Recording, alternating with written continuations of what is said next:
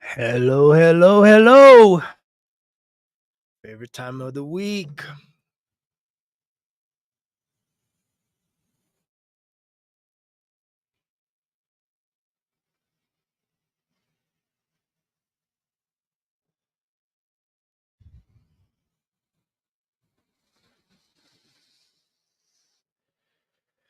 It is absolutely my favorite time of the week.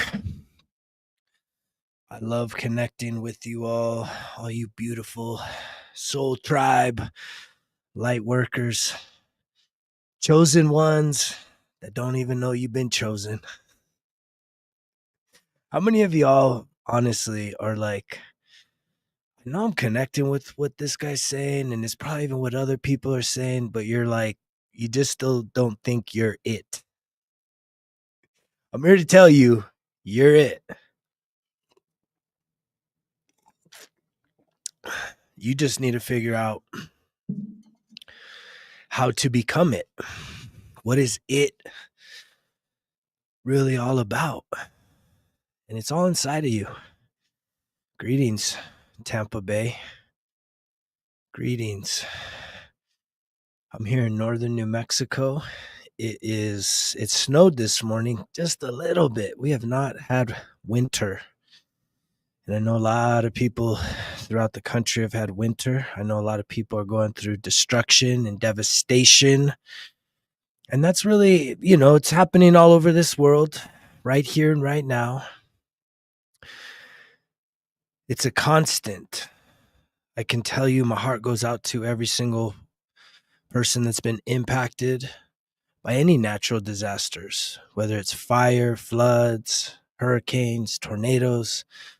A big part of my resume in terms of service to humanity is I'm an advanced chainsaw operator, the disaster type, with an organization called Team Rubicon. And so I've spent and volunteered hundreds upon hundreds upon hundreds of hours of my personal time going to disaster zones to help, to be some hope for people that are hurting. And I can be honest with you, I've talked about this a lot, that there was a few years where I was going out there, wearing my disaster response gear, feeling all good about myself, and just, seeing the physical suffering, man, like, and this has been one of the catalysts to get me here, and I hope it inspires you to go farther than where you find yourself at right now.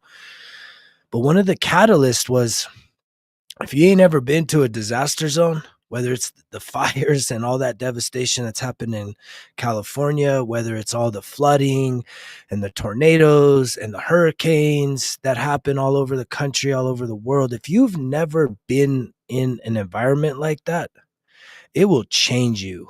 It'll change you really quick. What do I mean by that?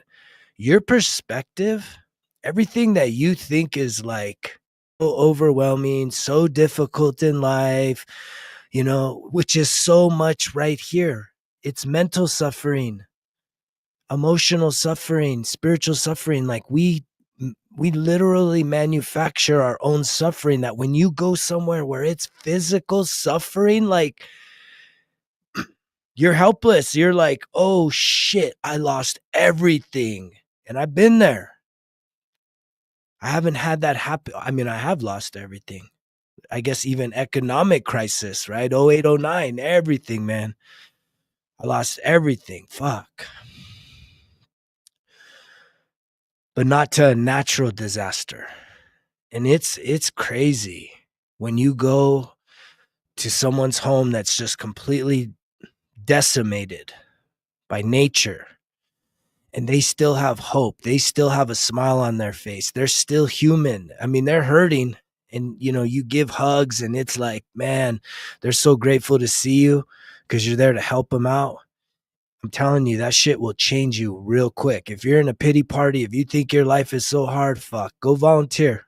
Go volunteer. You can sign up. Team Rubicon. This is a plug for them. I got nothing but love for that organization. And you do not have to be a veteran, right? It's veteran led, but we take on first responders, kick-ass civilians, and there's something for everyone. If you're looking for a purpose, for some way to serve and give back, teamrubiconusa.org. Incredible organization. And I've been to all corners of this country serving, volunteering, $0. $0. It's all heart based. And it just changes you. It changes you when you see the resilience of people in disasters, physical disaster. When you do look back at your life, you're like, man, there's so much shit that I'm taking for granted. There's so much shit that I could actually get done that I'm not getting done because of some mental blocks, some emotional attachments to past situations. And it's like, in an instant, man, some shit could go down. And next thing you know, you have real problems, real fucking problems in your life. So I know we take a lot of shit for granted all over this world, right? But I can also tell you that there was times that I was volunteering and serving because I've shelved it. I get texts all the time. If I was to show you guys, like every week I get a text saying, can you go here? Can you serve there? Can you do this? Because of the qualifications that I have. But I've had to shelve it for a season, for a time. And because what I realized is that I felt so good going out to help other people recover, start the process of recovery from physical natural disaster, that I realized there was a part of me that was avoiding my own disasters. I'm going to say that again. In going out and helping other people, being a rescuer, right? Yay, look at me. I realized that there was a part of who I am when and this is all about looking in the mirror and getting honest with yourself, is I realized I was avoiding taking care of the fucking problems in my own life. And so in this current season, I've had to say, I know disasters are a constant. And I'm grateful that there's so many people that have such big hearts willing to serve on that. But for me to show up as the true and authentic self, to serve out of abundance, not out of avoidance of my own problems, I've had to say, you know what? I can't answer that call right now. The bat signal goes up, that we have like even a little, it's called Team Rubicon. So TR bat signal, goes up, and it's like, it aches me because I want to be there. I want to be in that arena. I want to be out there because it is a part of who I am. But I can guarantee you that I need me right now. That is not selfish. That's self-interest. My life needs me. My family needs me. My situation needs me to stabilize what is right here, right now, in front of me, underneath me, and all around me. And if I do that, then guess what?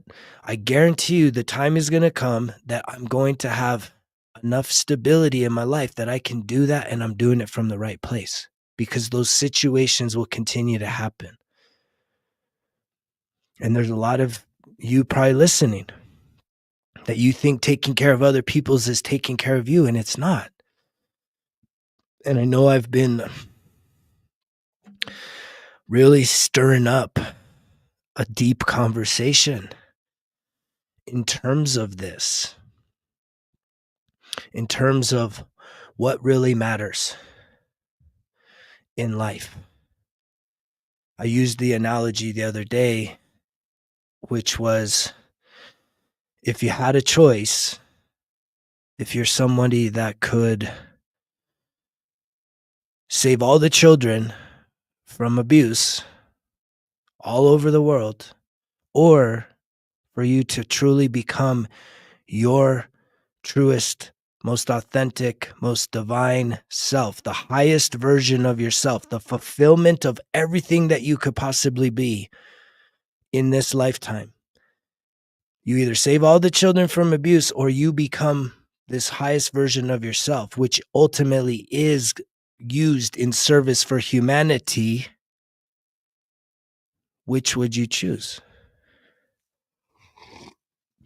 And there's a lot of the parts of us within that are like, no, I feel kind of good about myself. I think I'm a pretty good person. And if I did that, I'd even be a better person to help so many people. But here's the kicker.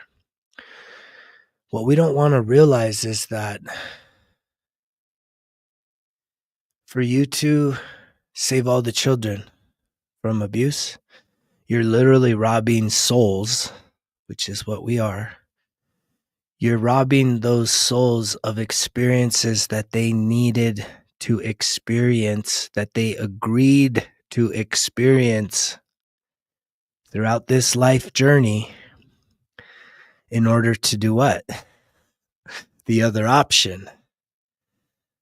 And that is like perplexing, right? That is like, I don't know, man. Where's this guy coming up with this shit? I know, but I know somebody. They're telling me all about this stuff, and I'm just sharing it with you. But it's really that hard to wrap your head around, especially if you're in a victim mindset that all this bad stuff has happened to you. You're depressed, you're hurt, and you're stuck because you're so immersed in the physical reality, in who you think you are. And you identify yourself based on all the bad things that have happened to you.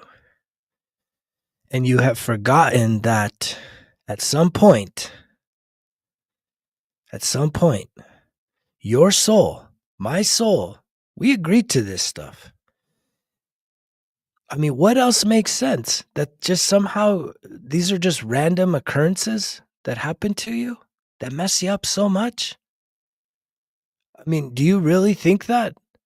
That there was something just different about you, that you were so bad that you needed to go through that because you're so innocent, and yet it happened, and yet that stole your innocence and it shattered your dreams, taken away your hope, and now you're helpless, right? There's nothing you can do about it, right?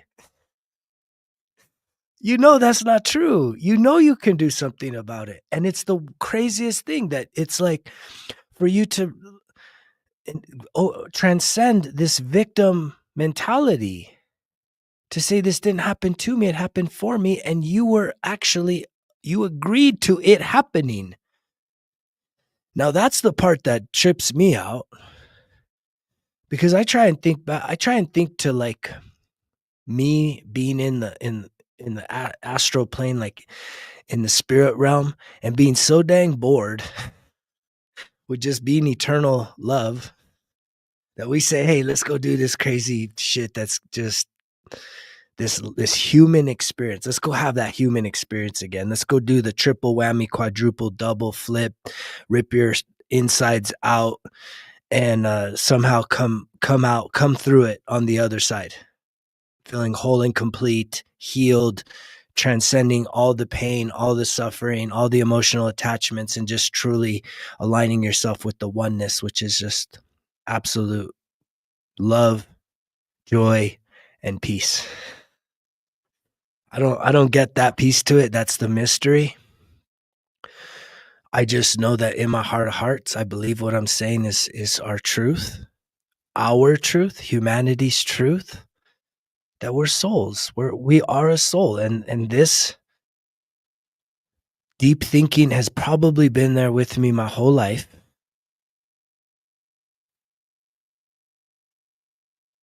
But when I really started to go deeper and deeper and deeper with it was when my 21-year marriage expired, and I was so enmeshed.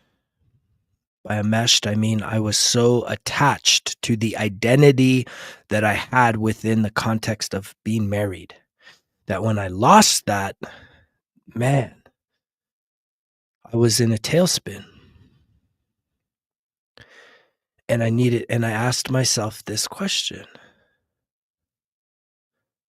who am I? Who am I? And I kept asking myself that question. And every time that just the most basic answer came up, it didn't, it felt incomplete. From just my name to my roles and responsibilities in life. Well, I'm so and so's dad. Okay.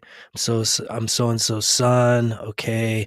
I'm the guy that won this award, or I'm the guy that served in the military. Okay. It was incomplete. It didn't feel complete. And as I continued down that process, I learned how to release myself from that. And that came in the process of a lot of ego deaths. Multiple, not just one. It's not just one.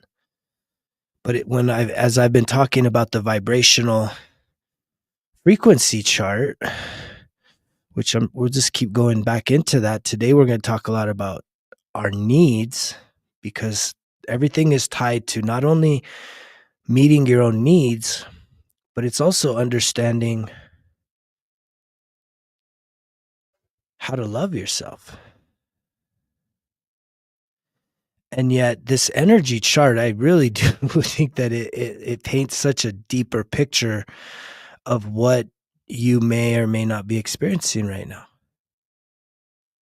Because if you look at this chart, pride is like ego, right? Pride is, I know it all. I'm right. You're wrong. And yet, if you just look at everything below that, I mean, this is suffering. This is contracted. This is like you are so locked into just carrying all the things that have happened to you. And that's not to me.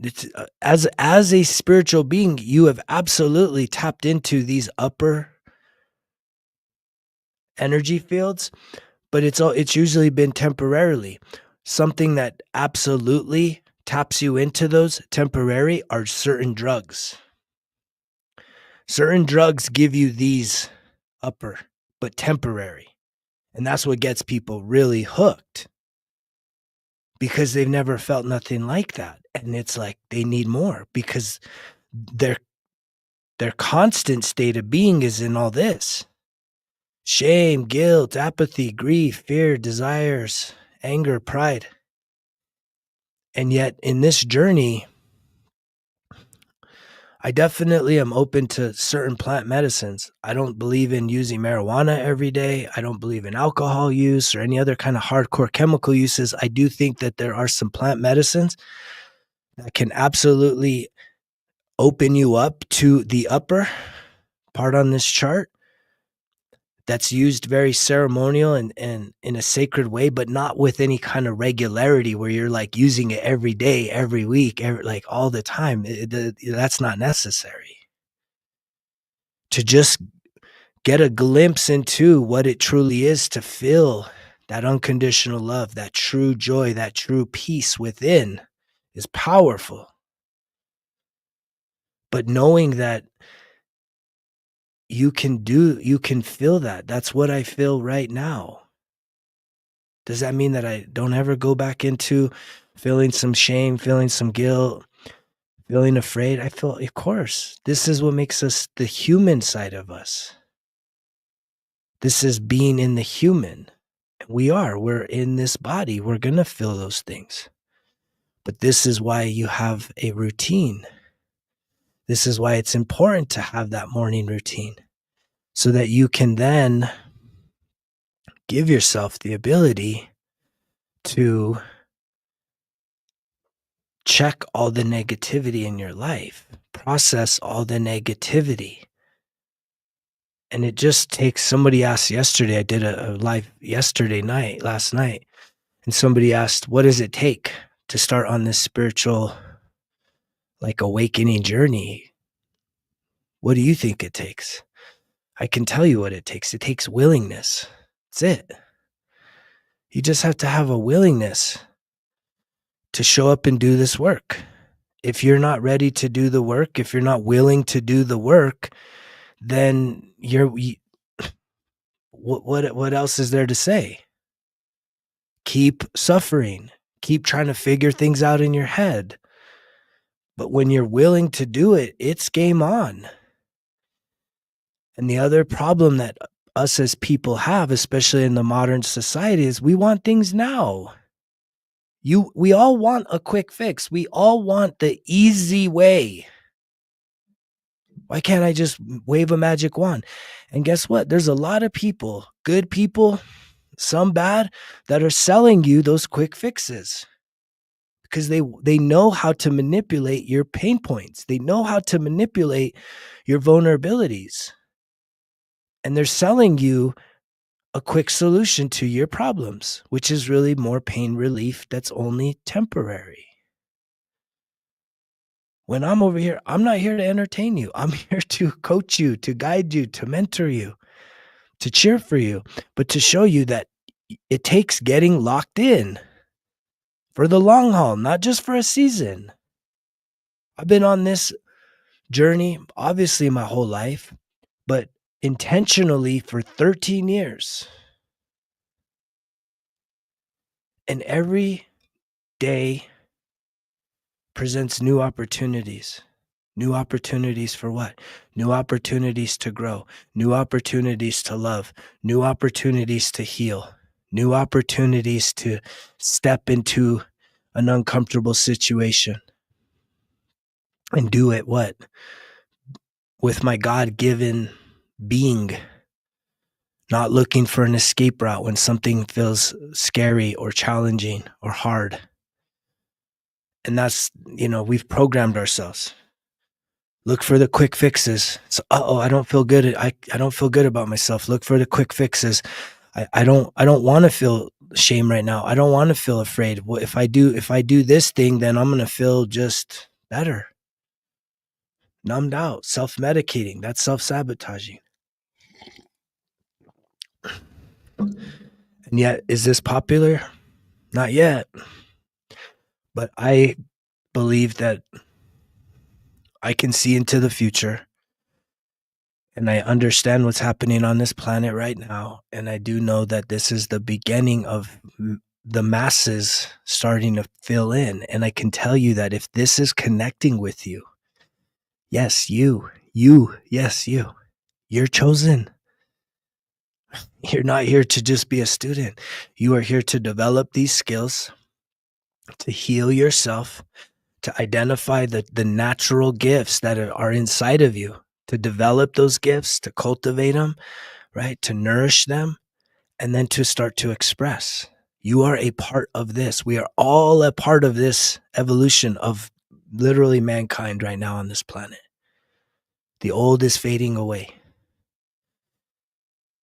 And yet that's a murky water right now because a lot of people, you're just, we're programmed. We're programmed to believe in things that continue to let us down, continue to fail us, continue to not serve our best interest. Well, what's your best interest? Things that literally build you up, that don't take from you. If something is taking from you and not generally leaving you feeling better about yourself afterwards, then you're being manipulated.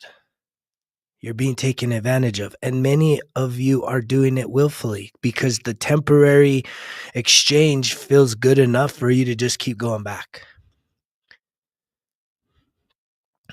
And a lot of you are just oblivious to like how to break the cycle, how to break that pattern.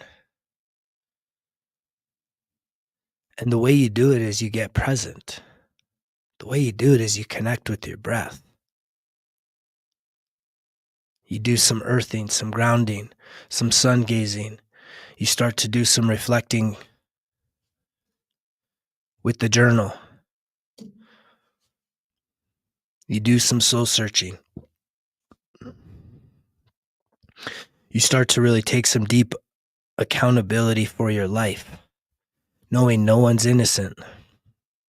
And if you're carrying around unforgiveness in your heart, that is literally keeping you captive.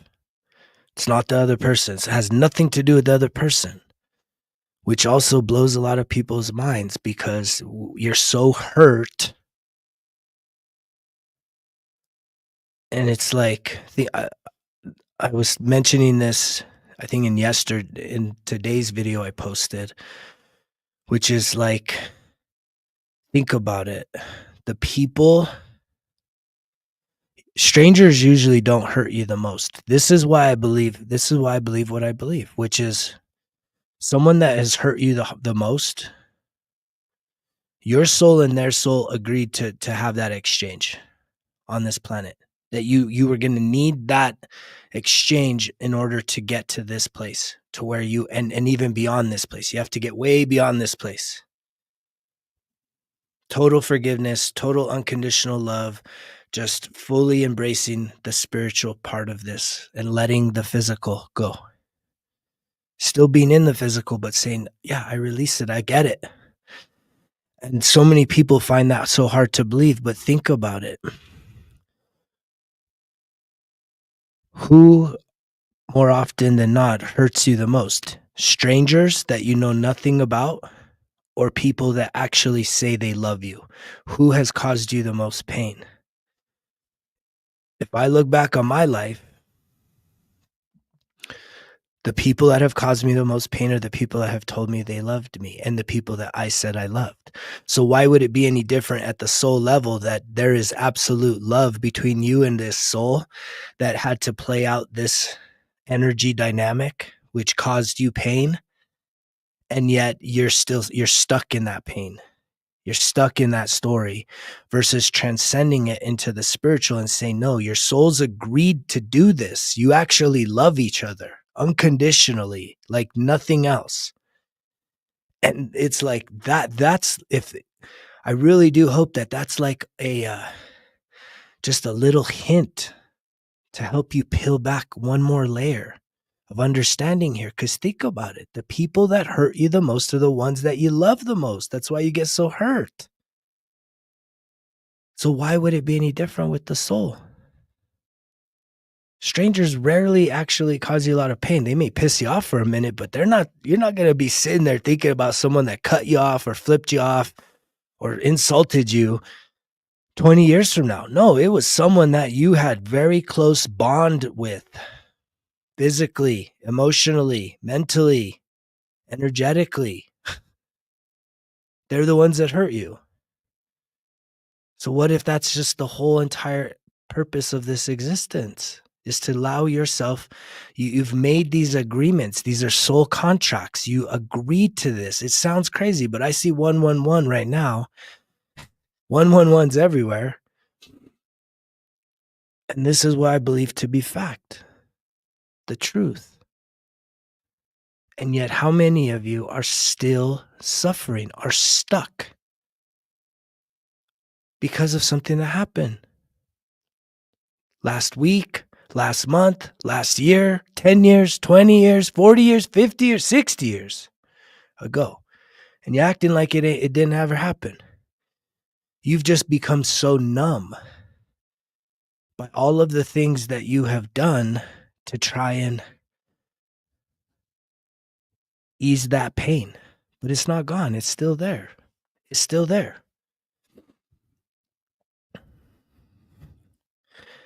And how you heal that, I think for the one of the first things that you need to do is have a willingness to look in the mirror and realize that no one's innocent. No one's innocent. And what I mean by no one's innocent is someone hurt you. If you're honest with yourself, you haven't always been sweet. You have hurt other people. Well, those people that you hurt other people. The people that hurt the person that hurt you hurt other people. Everyone's guilty of passing pain on to someone else. Intentionally, unintentionally, all different types of ways. So I continue to say this from my heart of heart is the greatest math problem on earth is one guilty person plus another guilty person. That means you're guilty of hurting people. That means the person or persons that have hurt you are guilty, right? One guilty person plus another guilty person equals two people that need to be forgiven.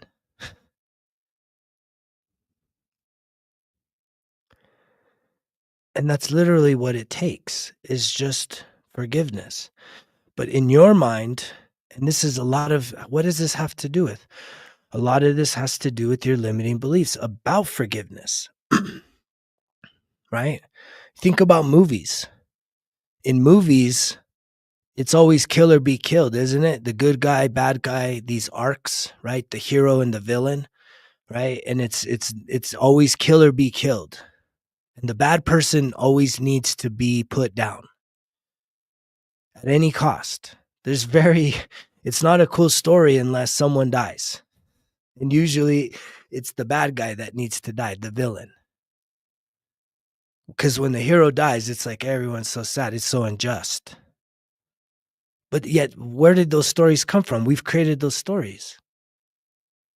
So you believe that. So when I even start speaking into the necessary exchange that you need to do with this forgiveness, forgiving someone that has hurt you, in your mind, you're saying, why would I do that? That's so fucking backwards. Fuck those people. That person hurt me.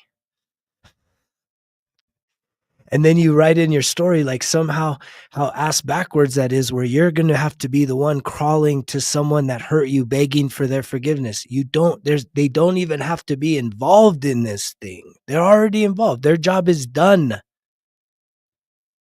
And yes, it was a job. That's actually accurate language. It was a job. They signed up for it. You asked them to do this for you. And that's what makes things so hard, is because, like, a lot of times these people that cause us this pain, and then we have this fallout and this separation, and then we just hold on to this bitterness and this anger and this unresolved in our heart and in our soul for the rest of our life. When you actually wake up to this, you're like, fuck. You got so much self-compassion, compassion for yourself, compassion for them. You just do it. It just happens organically. You get it. You finally get it, that it's like, it's not this villain hero like story. It's literally just souls agreeing to this weird theatrics. I can't explain why we do this. Why is this the important piece of it? Returning back home, returning to oneness. Oh, transcending all the pain, all the guilt, all those low vibrational things, in order to get to what? Love, joy, peace.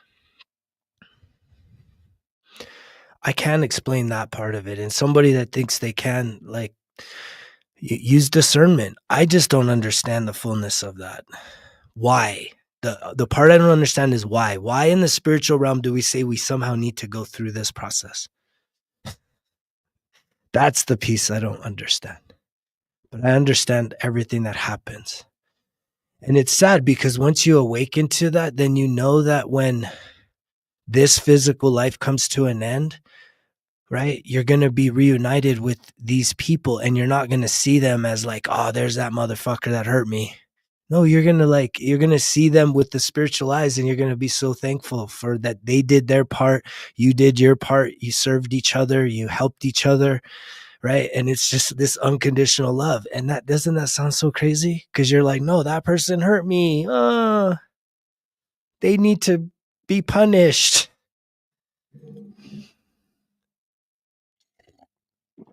And the only reason why we suffer is because we have an attachment. We're attached to this physical body. We're attached to the density and the suffering of this planet. When you have the opportunity right now to let it all go. So what I'm trying to explain to you is that forgiveness is a one-way street. You don't need that person to be there. You don't have to crawl back to somebody that hurt you. You just, in your heart of hearts, need to set them free. Need to literally speak those words. To even say, I'm sorry, right? What are you sorry for? You're sorry for hating them for what they did to you, knowing that in the end, you're going to realize that they were supposed to do that. You asked them to do it. And it doesn't make sense, right? It doesn't make sense here, which is another part of this whole entire place where we find ourselves. The intellect and the information age is coming to an end. I'm going to say that one more time. The intellect and information age is coming to an end. Okay, well, what does that mean? That means we are now moving into the age of intuition. Intuition. This is probably when we're going to start being more connected energetically, telepathy type communications, and having that intuition as being the guiding, not our intelligence, not what we've learned, not what we've been programmed to think and to believe.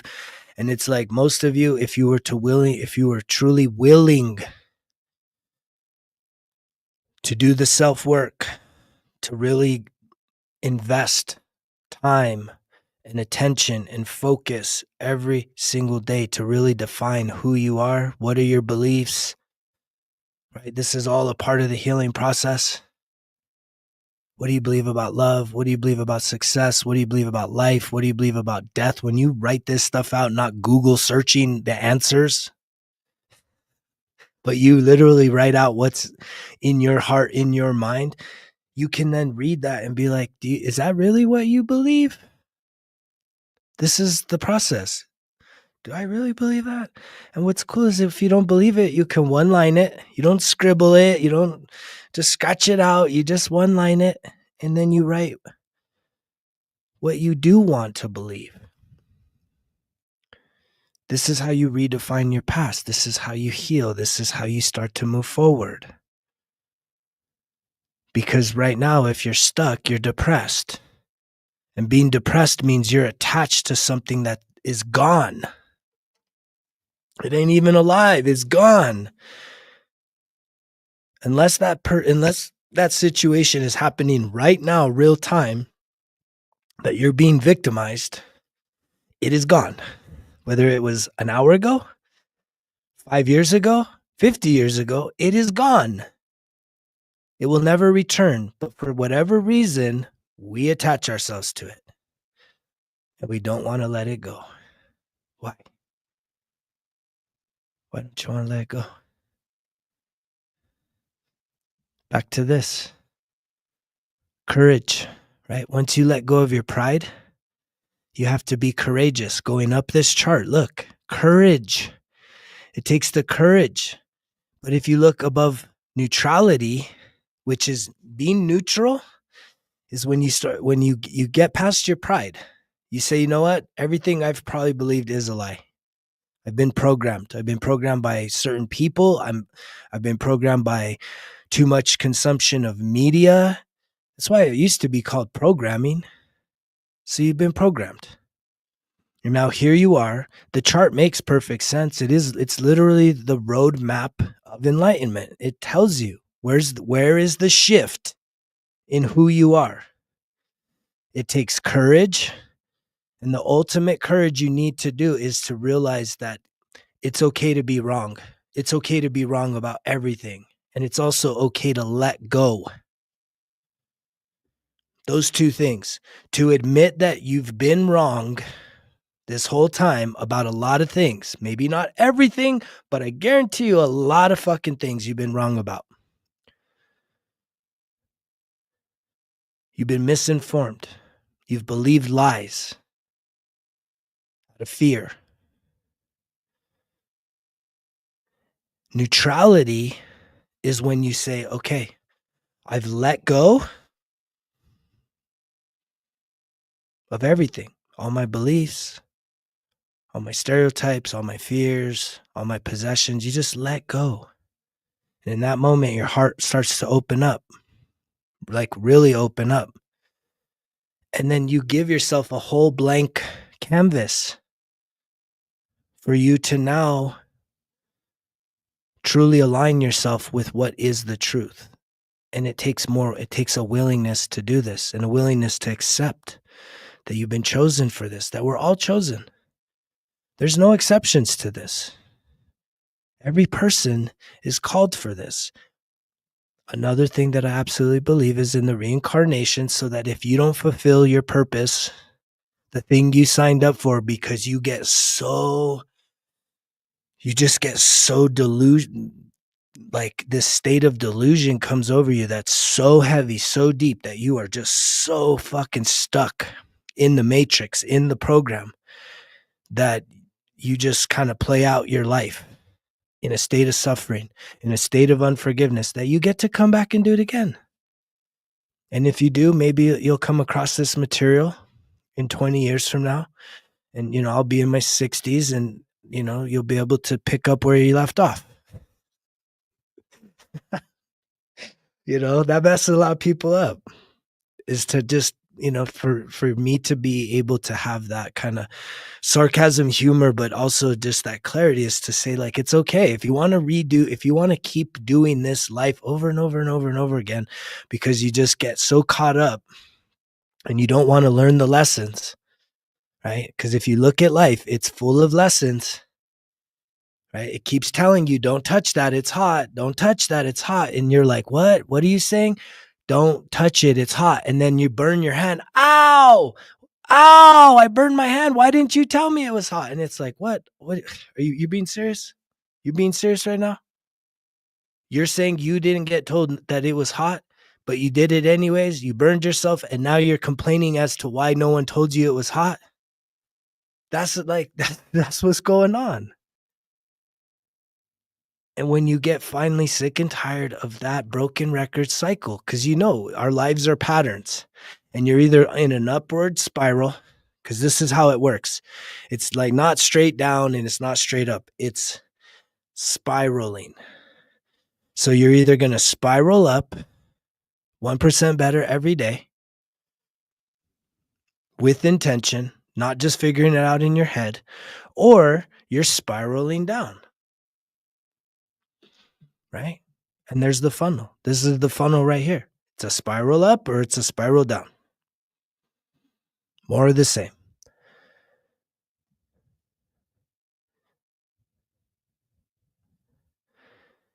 And that's why I'm so adamant about life on life's terms. And there's absolutely no wiggle room there. If you have some addictions you need to address, it's time to address the addictions.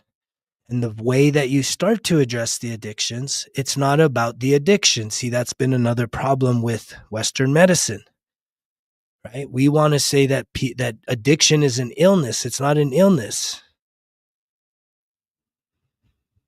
Your issue is unhealed trauma, is unforgiveness, is the pain and the experiences that you've had 0 to 10 years old that you haven't been able to sit there, to acknowledge, to accept, to speak love into, to forgive, to have some compassion and some understanding that, guess what? It's okay.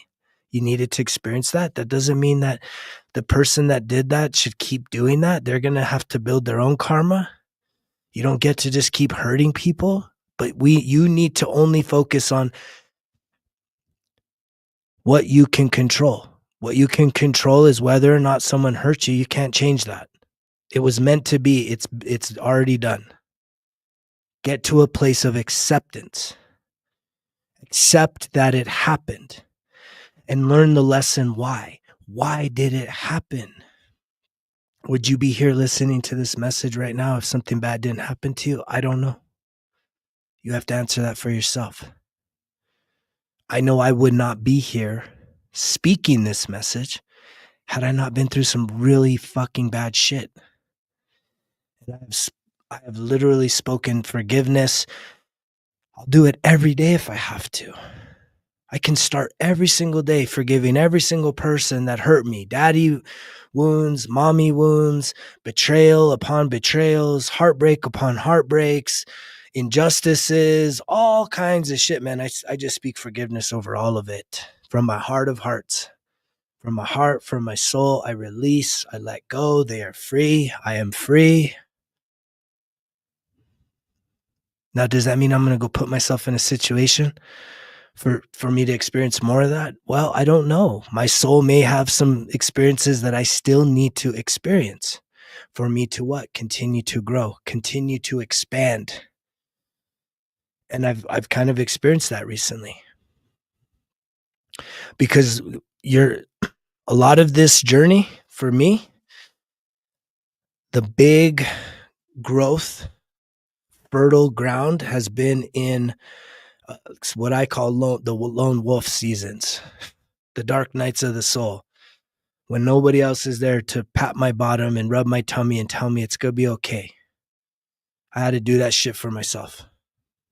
Some cold nights, some long dark nights, right? Feeling like I want to give up, almost willing to give up, but not doing it.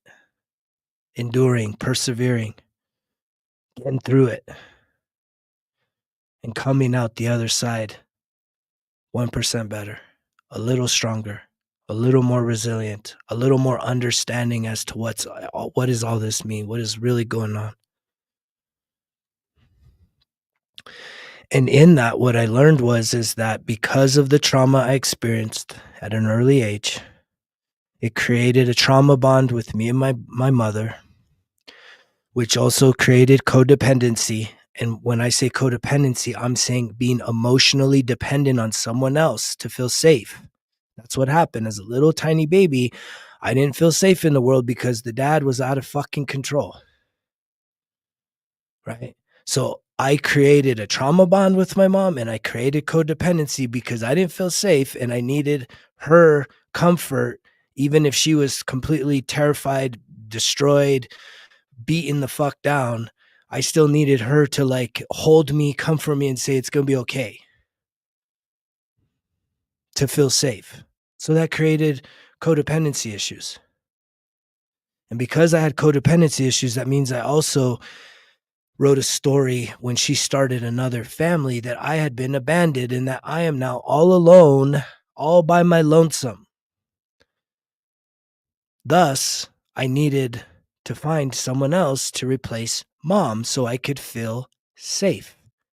This is how much self-awareness I've done. This is how much self-discovery I've done.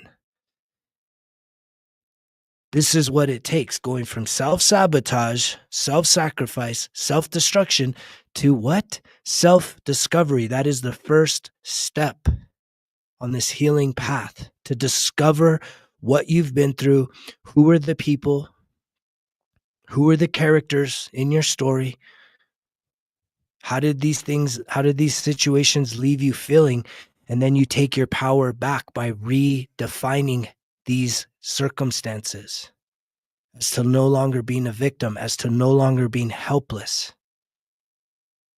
And the catalyst for that is absolutely just covering everything in forgiveness and compassion, empathy, just understanding that that's how you set yourself free. And then there's this process called reparenting that then starts to unfold, where you get the opportunity to truly be the super dad, the super mom for your inner child, which is usually the version of you that experienced the most emotional traumatic pain that's then perpetuated itself throughout your entire life. It's just like a broken record.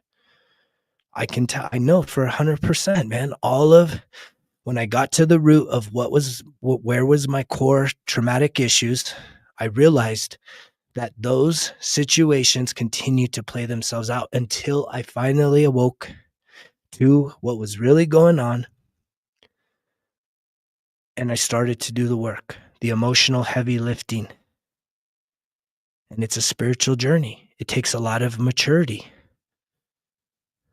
Spiritual maturity, not just, oh, I'm this old.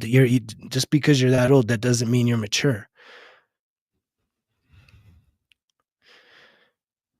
Maturity is really getting to a place of understanding and accepting all of life's circumstances so that you can process them and move forward. So that their power over you becomes lesser and lesser each and every day because you are moving forward. You are releasing things. You're not avoiding things. You're facing it, right? You're processing it. You're giving yourself permission. This is such an involved process that if you got time for all this other bullshit, watching other people work, sports, entertainment, cheering on people, I mean, like I hope you realize that you're doing that as a distraction to avoid. You are willfully, conscientiously, subconsciously saying, I don't want to do the real work.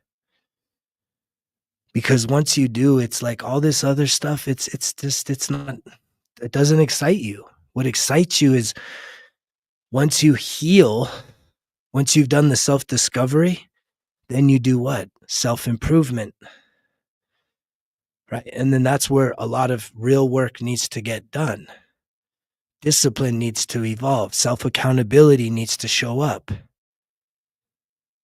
Because it is your job and your job alone to fix your shit.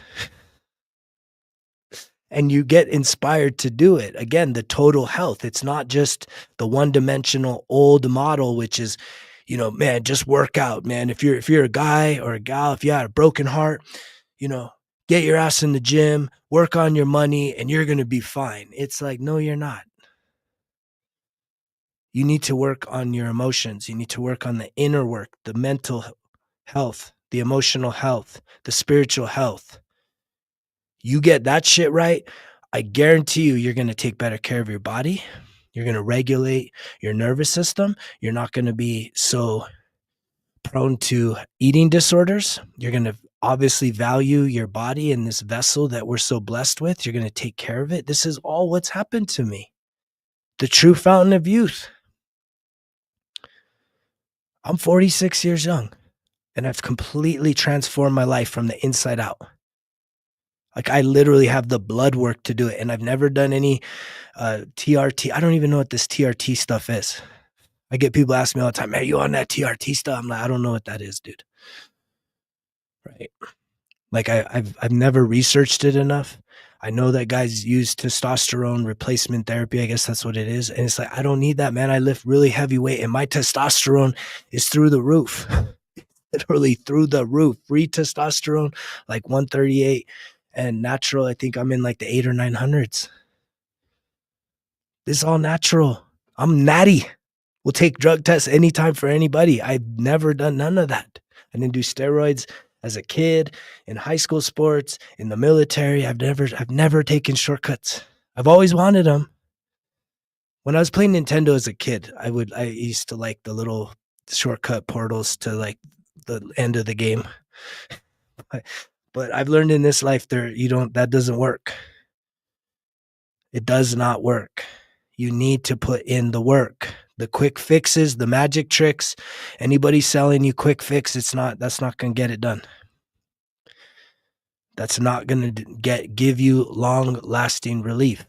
What I am exemplifying first, being a role model, shining the light on me, is saying I have put in the work. I have the receipts. I have the fucking notebooks, the journals this much. I have the therapist that can back up. Oh yeah, this guy's been showing up for 10 years, 12 years, sometimes 2 times a week, sometimes just once a week, but I go continuously every single week. I got the receipts. Transforming, eating healthy, changing my whole entire nutrition, being the biggest asshole about certain type of eating, and realizing that I needed to be open to try new things. The things that I was actually against, it was the things that I needed the most. That's the weird thing. I think intuitively we know what we need to do. Intuitively, something in your mind is saying, you know what? Maybe I do need to start like letting go of some of these distractions. I always call it breaking up with your team. All right, break up with the teams. They're going to be fine. They're going to still get paid the millions. Are you willing to invest in you, though? This is about investing in you, and that is the greatest investment. It's not crypto. It's not real estate. It's not stocks. The greatest investment is the time and the energy and the focus and the discipline and the love that you are willing to give yourself authentically, consistently, every single day. No days off, 1% better. That's it. It's that. It all comes down to that. And yet we think we need all this other shit. We don't. We'll talk about that today, though, because I do have a worksheet for you guys. It's a needs assessment because I think that's been a really big part of my healing journey. Especially because I was so codependent. And if any of you have ever been in a toxic or unhealthy type of relationship, we put so many expectations on this person. Your fucking job is to meet my needs. And when you don't meet my needs, I'm unhappy. Anybody ever felt that? Anybody ever felt that? Oh, man. And then you're walking on eggshells. Oh, no, I don't know if I'm meeting their needs. But what about my needs? Do my needs matter? And that's been one of the things that I had to learn coming off of a heartbreak. Getting in my first long-term relationship post-divorce, 21-year marriage, was I fell really hard and the relationship fell apart. And we tried everything to do to hold it together, and we couldn't do it. We couldn't fucking get it done. And yet that left me pretty busted up. I was angry, but I also knew that I had to break my own pattern. And it's like I was in a committed 21-year marriage, so I didn't have a pattern of just like, one girl after the next. That's never really been my style. But coming out of the divorce, my self-confidence was so low, my self-worth so low, my image of self so low. I can remember sitting there, 41 years old. I was definitely more full dad bod and just really down on myself, saying, woe is me, who's going to love me? And I was grateful, right? I was grateful that little by little, women started to give me attention, which was literally like feeling like someone was just picking me up from the fucking ashes, man. And in that timeline, I was able to really start to reimagine who I truly am. That's when I started asking, who am I? I'm like, am I old? 41 years old? Am I stuck to being out of shape, or is it time to fucking get after it? And not just physically, right? That's the old model. Just physical, get the bod, man, revenge bod, get that. And then you got no worries. It's like, no. You got to get the emotions under control. Actually, that's if I was in my journal, I would one line that. That's not correct. You need to have self-awareness of your emotions. You cannot control your emotions. I'm going to say that again. You cannot control your emotions. What I just said was wrong. And I catch that. See, there's the evidence. That's the evidence to what's really happening here. I can catch that I still have those little residues, the programs, and I'm like, oops, no. You cannot control, right? You do not control your emotions. You expand your emotional literacy, which ultimately leads to emotional intelligence. Emotional intelligence is to be able to see how you're feeling and where you're feeling what you feel, but also to be able to see someone else and understand what they're feeling and to have empathy for that and to realize, how do you feel seeing someone else feeling their emotions? That's the emotional intelligence, which ultimately will help you to become more self-aware, not self-controlled. Self-aware is when you're like, oh wait, something just shifted. You know what? Let me go to my 1% Better Every Day journal, because the emotional wheel's in there. And let me figure out what that feeling flavor is in the journal. I know in the past I always was angry, but you know what? I'm feeling inadequate right now. When was the last time you said that? When was the last time that you were so in tune with your emotions that you were like, I'm feeling inadequate? And it's coming out. It's being expressed as anger because I'm afraid to actually reveal the inadequacies that I'm feeling inside. The cool thing is, though, as you expand your emotional vocabulary, studies show that just by being able to name, just by naming your emotion, you're feeling flavor and it's fine tuning it. I always say try and come up with, like, we're creatures of habit. We have patterns. If you can come up with 10 emotions by looking at the wheel, studying the wheel that you think you're experiencing. So maybe you go into the anger category and you go beyond just being angry and like pissed off. You could say, I'm being frustrated, I'm agitated, I'm resentful, right? Okay, this feels resentful right now. I'm disgusted, I'm jealous, I'm annoyed, right? By just naming your emotion, your brain has a mechanism that by naming it, it takes you out of your flight mode, and starts a natural calming effect because you now have demonstrated awareness versus just running subconscious programs that can't be controlled. It's the most powerful fucking thing, man. I'm telling you. And so if you haven't yet, which I'm grateful for everyone that has, right? And you're thinking about getting started with some journaling, which every study shows, right? You want to start healing your emotions. You want to start healing your trauma. You want to start doing some more self work. Journaling right here. 1% better everyday journal literally makes journaling fun and easy. But it's not simple because you got to show up.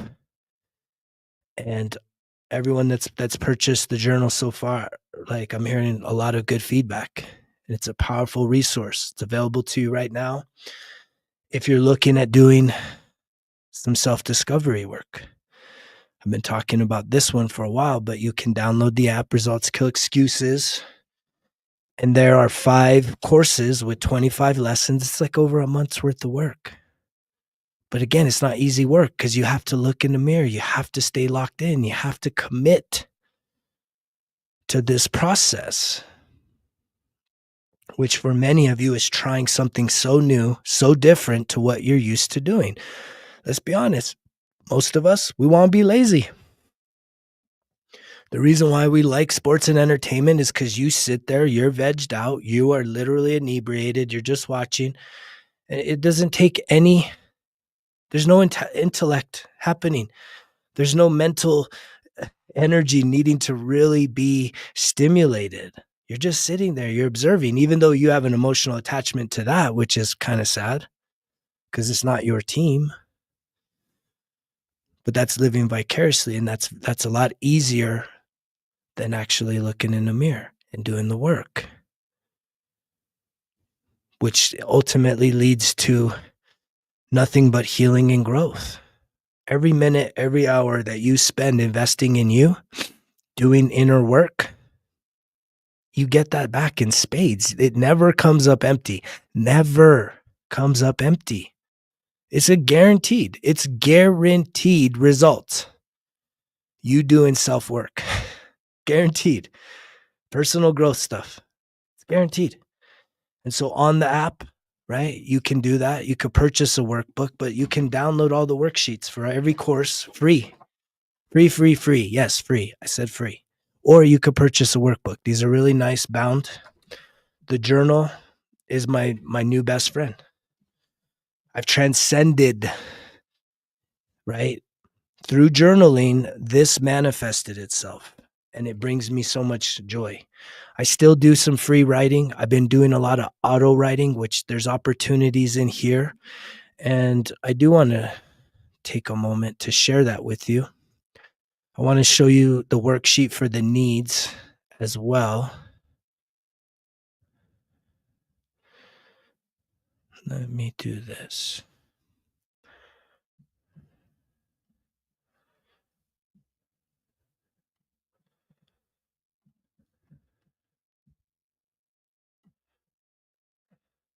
So I'm going to bring up the 1% better everyday journal, right? I'm not going to ever get tired of talking about this. And it's never too late for you to start. This wasn't like, okay, well, shit, I had to start on January 1st. No. And the day you purchase it, the day you receive it, that's when you start. That's when you really start to lock in. And it really is journaling made fun and easy. There's a lot of stuff out there I've been researching that, I don't know, it just feels so AI, right? A lot of these journals, they're pretty inexpensive, but they feel, I don't know, they feel a little generic to me. But I would much rather have you doing some kind of journaling, just a blank notebook, than no journaling at all. That's my heart, right? I don't care if you, I do care if you purchase this because it would mean the world to me. But what matters more is that you are incorporating journaling as a daily practice. And this is what I believe can really help you to start to really cultivate that practice and do it in an easy way where it's guided. Because I can tell you, there was many, many, many days that I stared at a blank piece of paper and I didn't really know what to put down. I've become a lot more masterful through the many years. I've been journaling really consistently for over 5 years now. And to me, it's one of the greatest things. And the beautiful thing about it is it's your receipts.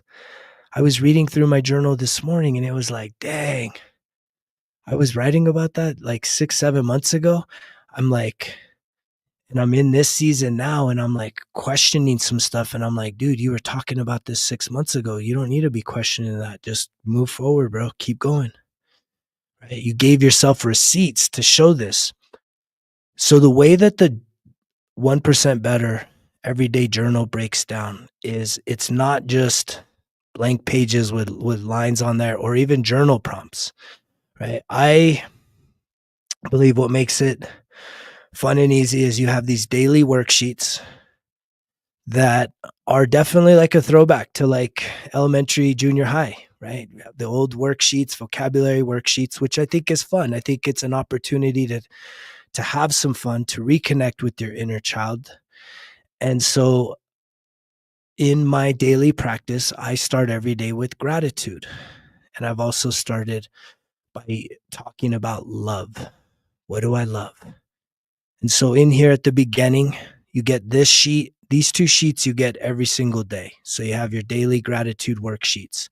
This one here, you can see I feel that I am the best. So again, it's starting with some positive affirmations. I'm the best what? Right? Whatever you want to be. It's not a competition. This is about you with you being and that you're worthy to be the best. And then there's some other affirmations here that you repeat to yourself. I guarantee you, most of us, we need to reprogram the negativity. Well, how do you do that? By being mindful with positivity. So actually repeating to yourself in your mind out loud, I'm worthy to have good things happen to me today. Just think about that. Have you ever told yourself that? And can you imagine if you told yourself that every single day, 3 times a day? Do you think you're going to be feeling different in 1 month, 2 months, 3 months from now, a year from now? Of course you would. I'm ready to accomplish what matters to me today. And then in here, you just start plugging in things you're grateful for. Grateful for your job, grateful for a roof over your head, grateful for hot coffee. It doesn't have to be, it can be whatever you want. It's your gratitude jar, so you fill it with whatever you feel like putting in there. And then for you to be programming yourself for love. Loving ourselves is something that we're just so disconnected from right now. So as you start to, even when I talk to people one-on-one, I'll say, hey, tell me 3 things you love. And guess what most people say? Well, I really like, and I'm like, I said love. We have such a hard time actually saying, I love, fill in the blank. Well, you have a whole jar to fill that in with. And on top of that, you also have this tracker for some of the best mindful practices for each and every day. This isn't like once a week, once a month type stuff. You need to make time for this. Whether you purchase the 1% journal that's going to activate your accountability, or whether you're just a go-getter yourself with a blank piece of paper and a $5 notebook, get after it. Positive affirmations, non-negotiable. every single day, positive affirmations are just playing in the background. As I'm journaling, as I'm filling out these sheets, the positive affirmations are just shifting the air, shifting the atmosphere. Breath work, right? Every day. Journaling, some meditation, some prayer, some grounding, some sun gazing, anything else. If you need to go for a walk. And a lot of you are like, well, man, I don't even know if I have time for this. This one sheet here takes 15 minutes. It should take you 30 minutes for the 2 daily sheets. And if you don't feel like you can make that time for yourself, then you're just like life is doing you, and this is your opportunity to take your power back. This is what it takes, is saying, I don't have a morning routine. This is going to plug you into a morning routine. And the morning routine is directly connected to the evening routine the night before. How do you come in for a landing? How do you really settle your spirit, relax yourself, calm yourself so that you can have a good night's sleep? So you can wake up a little bit earlier to devote this time to investing in you, to creating a sacred space that you spend time in reflection and projection of what you truly desire to experience in this life versus just like going through a broken record. Beyond that, we have reflections every day. What did you do good? This area I still struggle with it. What did you do good? I'll see it. I'm going to read something to you from mine. So the other day, just as an example, I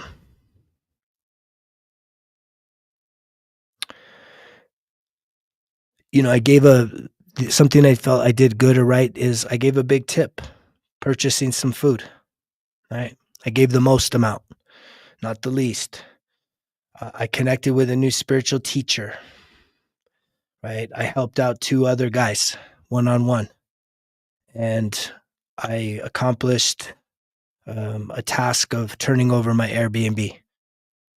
Things I can do better is I can be even more generous. I can believe my dream life is now. I can trust in God's timing, and I can trust in God's provisions, right? These are things that I wrote from one day to the next as to what could I do better. And you can only imagine, who do you become having this level of reflection? Because right now, there's no way, man. If you're not writing anything down, if you're not setting aside quality, undivided, undistracted time each and every day, non-negotiable, for you to really just get into yourself, figure out what you really want out of this life, yeah, it's just flying by. And you're just flying by the seat of your pants and just wishing and hoping that someday that all this comes to a more of a stop or a standstill so you can kind of figure out what the hell to do. When it's like, it's right here, right now for you. And beyond that, you have here is really focus on what matters today. This is what activates your own self-accountability. And I'm using the word matter versus what are 3 goals that you have for the day. When you start to say things matter, it comes from your heart. It's a part of you. And these don't have to be grandiose things. For me, yesterday, I wrote out to ship out all the Results Kill Excuses orders. This one on a Saturday. Second was to do deadlifts. And third was to create 5 videos for the support video work that I'll show you here in a second. Those are 3 things. And guess what? I didn't even hit all of those things. So do I beat myself up? No. But at least I'm holding myself accountable. I'm visualizing. Even here, there's a prompt. Take a few moments to visualize each of these getting done. This is how you actually accomplish stuff. Tiny little steps every day. You don't have to look at where you're at and say, I'm trying to get to the top of Mount Everest by noon. That's not it. It's having a realistic appraisal of what you fully are capable of. And that really is redeveloping your self-confidence. so that when you write what matters to you, hopefully that pulls on your heart, that it gives you some more personal investment in this. And so you want to hopefully hold yourself accountable for that. So, like, even if it's just like you're wanting to be on a health trip, well, do you need to just completely change your whole entire diet overnight? Probably not. You're probably not going to be successful. That's probably going to be so painful for you that you're going to probably have a relapse. So maybe what you say is you look at one area and you say, okay, I have a pattern of stopping at a gas station or somewhere and buying snacks, unhealthy snacks, because I'm hungry. Maybe it's saying that you're going to do some meal prep or have a healthy snack that you have on you so that, one, you can save money by not spending the money on snacks that also deteriorate your health. So maybe just for today, it's no snacks. Maybe it's going for a walk, right? Maybe what matters to you today is to do some sun gazing or to ask for a raise. And you can prioritize these things. And that's what I truly see people that are engaging in this becoming more and more successful, more and more self-confident. And this guides you through that process. The next page is I am affirmations. I literally can play some I am affirmations, right? You can just search it, I am affirmations. And half of the stuff you hear, you can just write it down. I am healthy. I am wealthy. I am confident. I am financially stable. I am abundant. I am generous. I am beautiful. And again, this is all a part of reprogramming the negative. When you write it down, it tells your brain that this is important. This is who I am. I need to pay attention. And then this last aspect of your daily journal is what I have packed into here, into the 13-week program, is a 5-phase personal growth that takes you from self-sabotage through self-mastery. And you're not gonna be a self-master at the end, but it's definitely going to give you enough reflection. And what's cool about it is you get video support. So right now there's gonna be 35 videos. It'll probably be more like 50 moving forward, because I just love helping to guide people through this process. And I think this is there's something about this 1% everyday journal that is really exciting people, that y'all are ordering it. And this piece here, having this course built into not just your daily positivity journaling, but having a course that really helps you to start doing some real deep inner work, the reflectionary work, with me guiding you in the videos, coaching you. There's a lot of value in that. There's a lot of value if you're willing to show up and really put in the work. And so that goes over the course of the 91 days. And clearly what you have is, when you start the program, you talk about what matters this month. You set a monthly goal. You set every single week for the 13 weeks. You set 3 weekly goals. And then you don't get to just forget about them. Throughout the journal, the 1% Better Everyday Journal, you have to do a reflection from last week. And it tells you, go back. What did you write? Give yourself some credit. What are some significant, memorable personal wins? What are some big lessons you learned about yourself? Because this is the growth process. This is how you start to redefine who you are. This is how you start living from the end, from your highest self, not from the past. You can release the past through this process. And it's really built into there. So with that being said, there's even some space for you to start developing your free writing and auto writing practices. And so I'm grateful. I'm grateful for everybody that's hopped on here. The emotional wheel is a big, huge piece of this. I did a really fun course yesterday on that. And the videos are currently inside the app, but I'm also going to actually put an unlisted video support section here on YouTube as well. So for people to be able to access all the support videos, and they pop up. It's usually at the beginning of a week, at the beginning of a new phase, at maybe like a really important lesson. You'll see the video supports where you watch that video, and it kind of guides you and makes you feel like you're not alone. And that's the difference. When I started down this journey, everything I'm doing right now is everything I wish existed 13 years ago, because it didn't. It didn't exist 13 years ago. And the beautiful thing is that you don't have to do it alone anymore.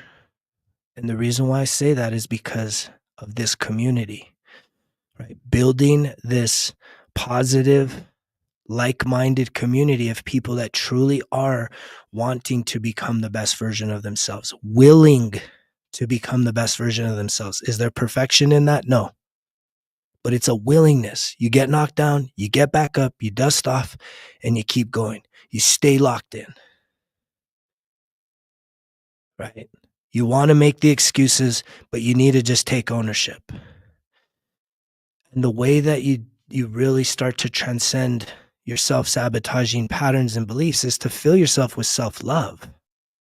The more you love yourself, the less you're going to like do things that are harming yourself. Why would you harm someone that you truly, truly loved with all your heart, mind, and soul?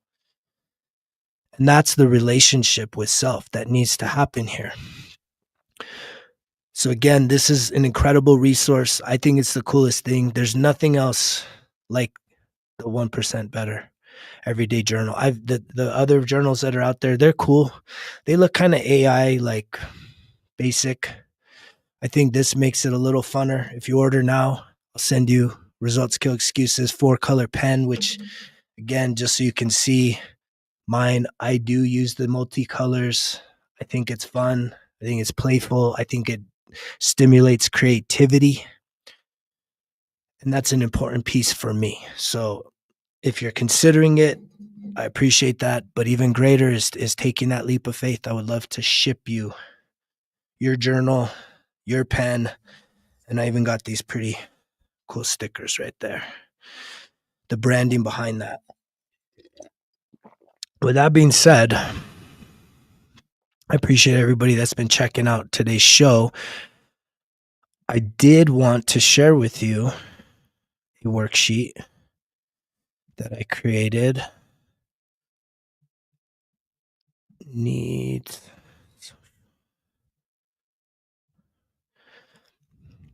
And this worksheet is available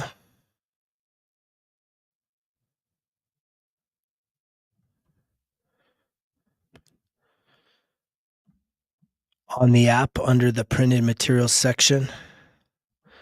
If you're new here, I can show you where the app is, Results Kill Excuses. And in the classroom, there's a printed materials section. This one's called My Needs.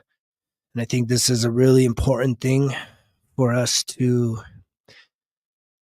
write down. Again, I'm a teacher, right? I'm here to teach, and hopefully you're here to learn. And the thing that I need to teach is my experience, and the thing that you need to learn is about your experience. Did you hear that? I'm here to teach about my experience, and I hope you're here to learn about yours. And that's really what this is all about, is are you willing to learn about your experience? You think you know. Prove it to yourself. Prove that you know what you believe. Prove it to yourself. When you stop to write things down, man, it's like relieving a pressure valve. Does anybody ever use a pressure cooker? I do. I use a pressure cooker every week for meal prep. And so when it's done cooking, there's a little tab on top, and there's all that steam, all that pressure in there. It's a perfect analogy for when you're writing things down, right? Inside of you right now, you got all this pressure, you got all this buildup, and it's like you don't have a release for it. You think you're having a release by saying, you know what, I don't feel good right now. Let me use this thing to feel a little better. Or let me watch that thing to feel a little better. Let me, reach out to this person to feel a little better. And it's like those are all external. You need to find your relief valve. And I believe your relief valve comes with a pen and a paper, and for you to take the things outside of your mind, outside of your energy, the things that are feeling inside of you, and to write it down. Because when you get it out of here, it releases that from just going round and round. That cyclical thinking. Have you ever heard of that term? Cyclical thinking. It's the shit that keeps you up all night, tossing and turning, round and round and round. You can't stop thinking about this shit. I promise you, even in the middle of the night, if you're tossing and turning and just so worried about something, if you were to wake up, I mean, you're already awake. You're pretending like you're sleeping, but you can't stop thinking. If you were to get up, get a notebook, get your journal, and literally write out all of the things that you're thinking of that is like keeping you up, I guarantee you that if you just write out all this stuff, like, man, I'm just so overwhelmed. Like, just this honest conversation with yourself. I'm so overwhelmed. I'm feeling so frustrated. I'm so sad right now. I don't know what to do about this situation. It has me so worried. And you just write out all your fears, all your doubts, all your whatever that's coming up. Once you get all that out, I guarantee you don't even have to deal with it right then and there. Just getting it out may take you 5 minutes, 10 minutes versus staying up for hours, not sleeping well. And then you go lay back down. I guarantee you'll go back to sleep. You're going to go back to sleep. Now, there's obviously some other factors there that can play into whether or not you go back to sleep well. But I guarantee you getting it out is a release valve. So here's an assessment of your needs. And this is something that I had to learn, tying it back to a personal story. So, what are our needs? We think about our needs a lot, our needs being met when we're in relationships, and we put a ton of expectation on people, a lot of pressure for someone else to meet all our needs. You're guilty of this, right? I know I'm guilty of this. When someone's not meeting my needs, especially in the past, I used to have all kinds of wounded needs. And this is something I learned, that I used to want a woman to meet my emotional needs, my mommy wounds, right? Daddy wounds. And that's unhealthy. That's very unhealthy, you guys. That's not to say that when you have a healthy relationship, that when you actually do this assessment and you figure out, okay, well, what's your physical needs? What's your mental and emotional needs? What's your spiritual needs? What's your social needs? What are your intimate needs? What are your financial needs? Any other needs? And then what are some of the unmet needs that you have? And then what I have here is in this column, who, right? You have this little guide here, which is if you put a 1, that means you're responsible for that need. And if if it's you / maybe your partner, you can do that. But is it number 2 is a partner, number 3 is family, or number 4 is other? And what I've learned how to do throughout this spiritual journey, which again, I don't victimize myself. I don't blame people that have caused me pain or hurt me. I take total ownership of my life. And the thing that I've had to learn in times of separation, of isolation, I've learned how to do what? I've learned how to meet my needs. I've learned how to take care of myself. That was important. That was an important lesson. So did the heartache, was the heartache necessary? In some ways, yeah, the heartache was really necessary, because if I hadn't gone through heartbreak and a season of separation and also a season of maturity, because coming out of divorce, right, I kind of had gone into that pattern of like dating, ding. Okay, cool. Here's a relationship. And then working that relationship. I'm very committed in relationship, but then that falls out. And then the pattern would be, okay, should I jump back in and start dating again? And what I've learned through my healing journey is fuck no. I need to work on myself. Right? I don't need and that's the sad thing about, especially in the manosphere, they say, man, you want to heal your broken heart, get back in a fucking relationship. It's like, dude, you learn nothing from that except for more pain. That's not gonna fucking fix it. And that's why people are so done, right? That's why people are in general so done with relationships, right? As I see 12, 12, 12, 12s all over the place right now. People are tired of that shit because everyone's feeling used and no one's really committing. When the real flex is doing the work, because like attracts like. If you're someone that the minute one relationship goes bad, you look for another as fast as possible so you don't have to do any time alone, and that somehow you feel better about yourself, dude, you are using people and you're truly, really, you're hurting yourself. You're avoiding the work that needs to be done. And what I had to learn was how to start taking care of myself, was how to meet my own needs, especially the mental and the emotional needs, the spiritual needs, the social needs. There's one area on here that I can't do by myself. Can anybody guess? It's the one fucking area. And of course, I gotta be a Scorpio. The one area that I cannot fully meet is under the intimate. I can do a lot of intimate, but I'm talking sex. I haven't figured out how to have sex with myself in a way that's pleasurable, right? And so that is literally the biggest challenge for me. Being in a place when I'm single, not in a committed relationship. It's just that need exists. It exists in me. It probably exists in you. And it's something that I have to figure out, and I continue to figure it out. And here's how I do that. First, I know what my love languages are. Hopefully you know yours. If you don't, there's 5. There's physical touch, acts of service, words of affirmation, quality time, and what did I miss? Oh, gifts. So my number 1 is physical touch. So the way that I meet that need as a single man is I get massage, not fucking tuggy wuggy whatevers. I'm talking about real therapeutic deep tissue massage. It is magic. I go to these hot springs where there's these hot water fountains that, like, when you're in the pools, it's like blasts on you, like it's like massage but with water, and fuck, that really helps as well. So those are a few ways that I'm able to meet my own need in that regard, but yet, I still desire for that. And that's a huge growth point, because in the past, I can tell you that I had all of these needs, that it was like a list of needs. Hey, okay, if we're going to be in this relationship, all of this is your responsibility.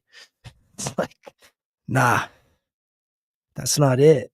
That's not sexy. That's overwhelming, right? That's not healthy.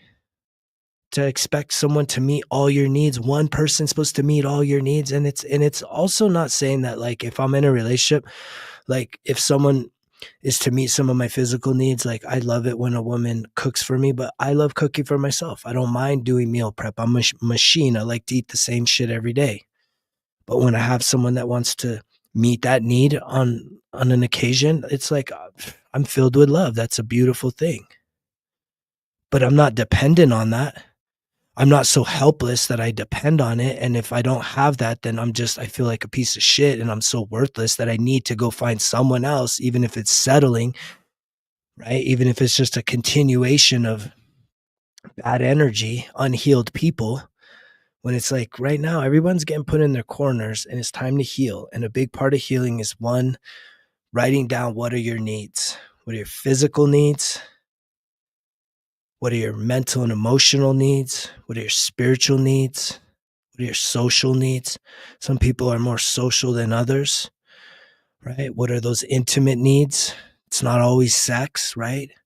I've been really coaching a lot of men on being a container for their partners and just having these long hugs. If you're a man listening, like, this is really important for you to like bring your woman to you and hold her.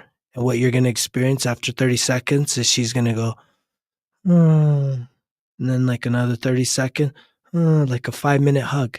What's happening is you're allowing her to fall into her natural femininity, because you're holding physical and energetic containment, and that's very intimate.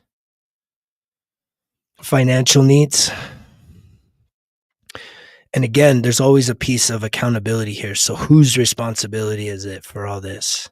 Do you think it's healthy for you to expect your family, your spouse, your kids to meet all these needs of yours? Or do you think that it's your responsibility to meet these needs, and then if available, people will help to meet your needs? But that takes a lot of pressure off. There's a relief valve. When you're in that relationship, you don't got to put that pressure on somebody that, hey, you're not meeting my needs, I'm not happy, and we're done. Well, know how to meet your own needs. And clearly, if you do start this is healthy, you then will hopefully, like by the law of attraction, it's not even hopeful. If you're willing to do this work, to learn how to meet your needs, to take care of, which is really meeting your needs is taking care of yourself. Let's be honest. It's self-rescue. That's what it is. And as you start doing that, you're going to get healthy. You're going to be a healthier version of you. And guess what? Like attracts like. That means you're going to start attracting other people that are healthier too. And if you've been kind of in a pattern of toxic relationships where you're always tug of war and power struggle and feeling like your needs aren't being met, it's because like you're not meeting your own needs first. You're not loving yourself first. You are waiting for someone to come and save you, and that needs to stop. So I offer this sheet to you to spend some time doing some reflection, really writing down your needs and figuring out whose responsibility it is. And then at the end, it says, what can I change to ensure more of my needs are met? There's something that you can do to meet more of your needs, right? If you're so overwhelmed financially, oh, I can't afford this and that's so expensive. If you use those words, right, the expensive word, if you like, you need to stop that. I've had to reprogram all of my limiting beliefs around money, my whole relationship around money. And it started with that word, the E word. It ain't about if you can afford something. It's about, are you valuable enough? And knowing that if you have greater financial needs, well, when you start to heal, when you start to do this inner work, hopefully you're going to start to tap into a greater sense of creativity, self-confidence, so that finally, for once, you're going to start actually getting some really clear ideas about things that you have inside of you that you could develop and then express to the world to add value to the lives of other people that would then return a greater value to you. But there are plenty of things you can do. You're not helpless. It's just, can you be honest with yourself? Can you have the courage to start taking extreme accountability of your life? Knowing that this is the whole purpose. It's to become the best version of you. Your life needs your attention, and it needs it now. And it needs it every single day. There's no days off. You might be on vacation. Guess what? You should still have your morning routine. Even on vacation, even on the beach, even at the resort, wherever you're at, even in the car before work starts. You know, that's the best thing about the journal, right? It can go anywhere except for probably the shower. But you could do this anywhere. You do it on the toilet. You could do it anywhere. You could do it outside. You could do it in nature. You could do it in your bed. You could do it in front of the TV, whatever it is. There's no excuses. Well, there is, right? What are yours? What are you waiting for? The time is now. Time to act. So if you're catching this now, this sheet is available free, right? Get on the Results Kill Excuses app, go to the printed materials section. It's called My Needs. You can literally all you got to do is have a printer, right? Print it out. Or you could just kind of mimic it as a diagram in a notebook. Be creative. If that's what you need. But I offer this needs assessment to you. And then I like to hang stuff up. So I would hang this puppy up and really meditate on it. There's a lot packed into here. There's a lot of work that we need to do for ourselves. And there's a huge difference between what? The needs and our wants. And that's what messes a lot of people up. Right? The needs and the wants. Which makes me think of Maslow's hierarchy of needs. I'm not sure if any of you have ever really studied this diagram. I'll pull it up. But Maslow's hierarchy of needs is another pretty good resource for you to take a look at, because you do need to know the difference between what you want, and having wants is not a bad thing. If you have some wants, man, go start coming up with some game plans on how to get some of this stuff. Start journaling your worthiness, how you now identify with the things that you truly want in life. And know that you're worthy of it, but there's a part of you that needs to get activated for you to then start becoming that version of yourself that is aligned with something hopefully better than what you have right now. And there's nothing wrong with that. This is the process. You are allowed to expand who you are. Right? You're entitled to be able to, if you have a dream, to buy your dream home, or to pay it for a car with cash, to make $1 million. I mean, some people get so triggered by that, but it's like, for you to win, no one has to lose. But if you do it the right way, which is in alignment with your gifts, and you are adding value to this world, it will definitely show up for you. If it's in your heart, if it's truly something you desire. This Maslow's hierarchy of needs is explained, right? At the very bottom, right? You start at the bottom and you work yourself up. A lot of people that are suffering, they got psychological needs, right? Air, water, food, shelter, sleep, clothing, reproduction. I mean, it's just like the animalistic basic shit, right? Of needs. And then what do we need? We need safety, personal security, empowerment, resources, health, property. A lot of people have a lot of insecurities when it comes to just these basics, right? Food insecurities, shelter insecurities. And then after we get to the safety, then it's love and belonging, having friendships and intimacy, family, sense of connection. Then it's our esteem, self-esteem, self-respect, status, recognition, strength, freedom. And then eventually you get to this self-actualization, where the things you dream about, the things you desire, actually you start to realize that, yes, you can totally become that, because you now have worked yourself up from ensuring that the psychological needs, the safety needs, the love and belonging, the esteem have all been worked on. And this is all an internal journey. And if you need help, you should seek help. I say that again. If you need help, meaning because you're not doing this on your own, you should seek help. When I hit the rock bottom,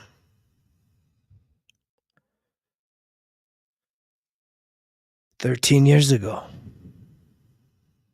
I knew I was on that downward trajectory, right? Going fast, right? It's a spiral, but it felt like a rocket falling from the sky. And I knew when I finally hit that rock bottom, man, I was like, eesh, ouch. Okay, I'm done. I knew I was done with alcohol. I'd had enough fucking nightmares through that shit. And it's like a relationship. There's actually one of the courses in the first 5 on the app is breaking up with my addictions. And that's a big one. You got to make some commitments here. But yeah, breaking up with my addictions. It's a part of the app, right? You got to make some declarations, choosing your sobriety. And so I knew that's a non-negotiable really on this journey is you can't still be fucking around needing chemicals to soothe, right? You're going to act as if, well, no, I just really like the taste of this or that. And, I just social things, I really just need it. And it's like, okay, yeah, fine. You don't have to explain it to me. I just know that for you to get the most out of this life, like by loving yourself and just that unconditional love, peace, and joy inside of you just flowing, right? All that shit falls away. All of it. It just goes away. It's so effortless. It's literally so effortless. You're the one that's fighting. You're the one that's resisting the thing that you need, which is to answer this call. This is a call to action. We'll see if you take it up. We'll see if you answer. Right? Hello. Sorry, they're not home. Bye. It's like I don't want to. Oh no, I don't want to do that. I don't want to have to give up my team. Oh no, what am I going to do? Cheering for other people. Oh no, I can't give up that. Okay, then don't. Then don't. You get the freedom to choose. Don't give up nothing and keep getting more of the same. There is chemical dependency. And so there does need to be some detox. And that is why it's like, I'm not the solution. I can't heal your shit. Like, you do need to get professional help. You do need to go through a detox. But in the detox, it's not just eliminating whatever the dependency is. It's literally tapping into something that's greater. And it's all in here. In this course, I talk very specifically in depth, breaking up with my addictions. It talks like right here. It says, right, it says, why do you want to release your addiction? And the next question's, if you eliminate fill in the blank, what will you add? You have to add something in there. The minute you create a void in the pattern of your life, especially when it has chemical dependency, right? There has to be something greater that gets plugged in there. Or else the relapse is going to happen. It's just you're going to suffer. You'll be like, oh, I can't do it. I can't do a life without it. And really, what needs to happen is the self-love. If you don't love yourself, there's no love. The love that you're sharing with people, it's fake, and it's coming up flat, and you know that. You feel it. But when it's deep inside of you, and you're loving yourself, you then care for yourself. You're healing yourself, and then you don't need to self-medicate in a way that doesn't solve your problems, doesn't leave you feeling better the next day. When you start doing things that leave you feeling better off one day after the next, it's like, why the fuck would you want to do shit that's poisoning yourself?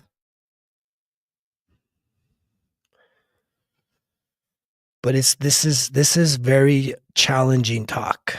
And I know that it's not popular. I mentioned yesterday I had this dream. I opened up like this closet and all these hands, it was just like a legion of fucking hands grabbed me and pulled me in, and I'm like, oh fuck, I'm done. Like I literally thought I was done. And I just started getting my ass beat like energetically. And that's because, man, I'm stirring up all the spirits, all the fucking realms, man. It's like, we didn't take this dude out. And here he is. Oh shit. Here he is. And all the fear inside of you, all the doubt, all the just insecurities, the guilt, the shame is just like just trying to hold on. No, don't do it. Don't do it. Don't go through with what he's saying. Don't start doing your self improvement. Don't start self discovering. Don't set yourself free. No, no, no. Stay bound to this. You're not worthy. You're not good enough. Just like fuck that shit. The beautiful thing about why we have this community is because I've said it. You have to do the work on your own. No one can do it for you, but you don't have to do it alone. There's now a community that's forming, a soul tribe of like-minded people that truly are clapping and cheering and building each other up. No more fucking criticizing and tearing each other down and comparisons. Like, fuck that shit. Just come as you are, but be willing to put in the work. That's it. Just be willing to put in the work. And you don't gotta be perfect. There's no perfection.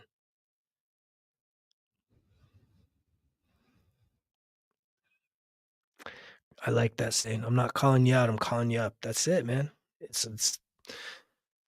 I'm just reaching out my hand saying, let's go. I'll help you up. I'll walk with you. I can't do it for you, but if you're ready, let's go. Let's fucking get it. Right? Things are shifting very fast right now. People are really searching for real fucking solutions to their problems, real long lasting solutions. We're tired of feeling tired. We're tired of being sick. We're tired of going to all of these things that no longer, they don't do shit for us anymore. Just leave us feeling worse about ourselves. It's done. That's whole entire system is already done, but yet obviously there's plenty of people trying to still prop it up. As I see 1, 2, 3, 4. That's a let's go. And so I just continue to welcome you to this community, to this channel. Please share it. Continue commenting. Reach out if you're someone that wants to connect one-on-one. Right? I talked earlier about my humanitarian work, volunteering. Right? I sincerely offer the one-on-ones to people that just need some reflection. If you want to do a 3 or 6 month coaching program, that's a whole nother conversation. But at least the strategy session is just going to help you at least maybe figure out which way's up so that you have a direction. And that's another thing that's free of charge. The 5 courses on the app are free. The 1% Better Everyday Journal is for sale. There's plenty of merch too, right? Start wearing your accountability, owning that growth. And with that being said, I feel like we should do a little breath work and a visualization. So if you would like to join in the visualization and the breath work, we're going to go ahead and jump into that now as we bring this session to a close here with some breath work and a visualization. So if you're on board with that piece, what I recommend you do right now is, get yourself comfortable. Hopefully you can still hear my voice. Get comfortable. You can sit on a chair. You can lay down on a bed, on a couch. Maybe get yourself a warm, fuzzy blanket if you need something to just feel really comfortable and safe and cozy. I think that matters. It's just feeling comfortable, feeling safe, feeling held. And we'll do some breath work now. If you all are ready, I'm going to cut some of the lights. Thank you so much for joining today's session. We'll be back here next week, maybe sometimes for surprises every once in a while.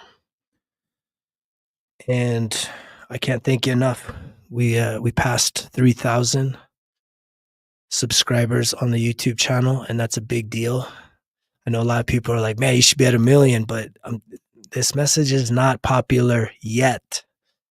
The 1 million will come if that's what's necessary. But, it's just like anything. Like in your journey, if you have a goal, you can think about the goal. You can compare yourself. Well, how fast did they do it, or them, or this or that? And it's just like your experience is your experience. Just focus on what you're doing. Be authentic to yourself with whatever it is that you're trying to accomplish in this life. Comparison is the thief of joy. So it's like, yeah, I hear stories about people, oh man, I hit 100,000 in 6 months. And it's like, great. That doesn't change me, because again, my trust is in God. I trust God. I know that this message is really adding value to people's lives. And how fast, how quickly it spreads, how quickly it grows, I know I'm up against a lot of resistance. I'm up against popular masses of resistance, but I'm going to keep showing up. And we're going to keep touching people's lives, and we're going to keep speaking the truth. We're going to keep helping people to free themselves from their own mental, emotional, spiritual, and physical suffering, one day at a time. This is my spiritual calling. I'm grateful that, as I said earlier, when the student is ready, the teacher arrives. I do consider myself a teacher. If you're hearing this message, it's a huge responsibility that I take to be able to guide, instruct, encourage, love, care for you along your healing journey. But I'm grateful that even just in an instant this past week, a spiritual teacher came into my life that's going to help me even do more healing work, deeper healing work. And so it's like, I ain't arrived, right? Lifelong learner, every single day learning new things. There's no arrival. And that's why those of you that want the quick relief, the quick fix, it's like, fuck, man, I wish I could give that to you.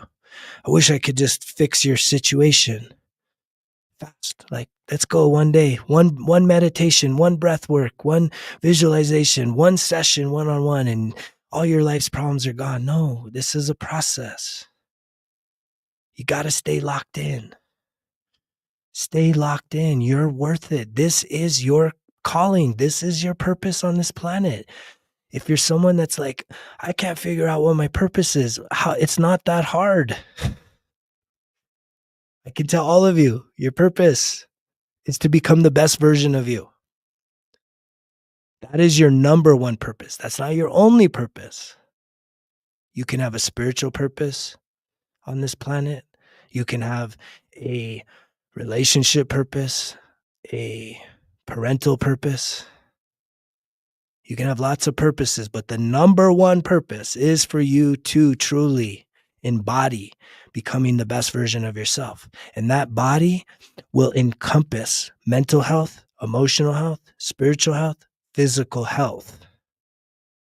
The days of, okay, well, I'm the most spiritual person on the planet, but look at you, man, your body, you're so unhealthy, you're hurting, you're even insecure in some ways. That means there's probably some unhealed emotional issues there because you just went for the magic trick and you think you're spiritual, but yet, come on, the calling card isn't adding up. Just like the person that gets in great shape, but again, emotionally sensitive, emotionally unstable. Right? The person that gets the financial success, right? And just uses people, again, it's the emotions, it's the thoughts, mental health and emotional health with the spiritual. So let's begin this.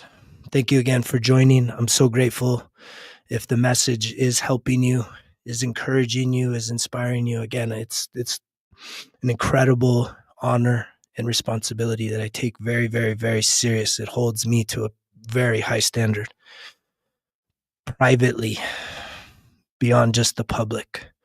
This is the real deal. So thank you for being here.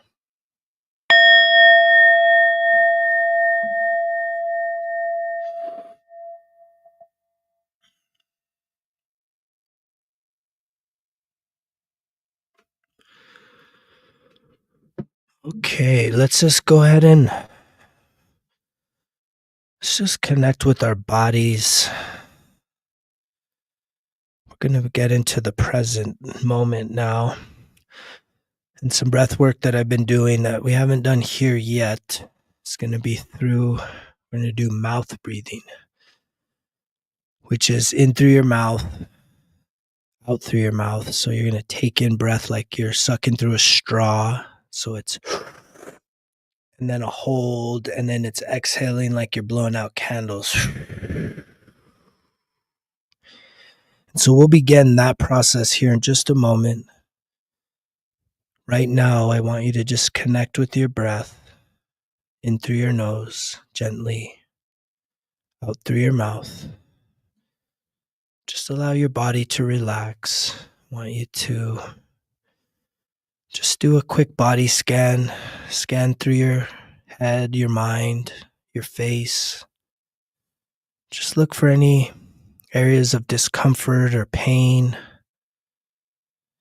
And when you do come across something that just feels a little out of alignment, I want you to send that part of your body love as we go down through your neck, in your throat, your shoulders,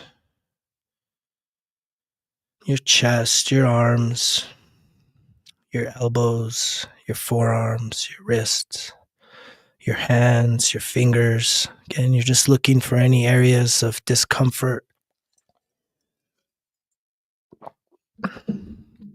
And you want to send healing and love, warmth and care to any of these areas that come up that just feel like they need some attention. We get back up into your chest. Focus on the breathing in through your mouth, in through your nose, out through your mouth. Send some love to your lungs, your ribs, your stomach, your digestive tract. Send your stomach lots of love. It does so much work to break down and digest food, to truly give you what your body needs. Sometimes we give it more than it needs. So let's just send our stomachs love. We'll go down into our groins and our buttocks and our hips, down through our femurs, our knees, shins, our calves, into our ankles, and our feet, our toes. Maybe wiggle your toes if you're not standing. And you just reconnect with your breath. You just know that this is exactly where you're supposed to be, right here, right now. You let all the worry, all the doubt, all the concerns of this world, you just know that they're being held, and that everything is exactly the way it's supposed to be. And that you're meant to be here, right now. And here in a moment, we're going to do 3 rounds of breathing. In through our mouth, out through our mouth. The first round will be 60 seconds. Then we'll take a short break and go for 2 minutes. And the final round will be for 3 minutes. There's a pretty good chance that you might feel a little lightheaded. Just continue to breathe, knowing that you're just stirring around the energy, that you're truly allowing yourself to go from your mind into your heart, into your body. And just allow yourself to embrace this process of just truly being present in the here and now. And so when you are ready, we'll go ahead and start with this breathing. I'll lead. We're going to go in through our mouth like a straw. Hold, exhale like blowing out candles. Again, in through your mouth like a straw. Hold, exhale. In through your mouth. Hold, exhale. In through your mouth. Hold, exhale. In through your mouth. Hold, exhale. You're doing good. Keep going. One more. In through your mouth. hold, exhale. Let's do one final one, deep as you can go. Hold and exhale with a smile.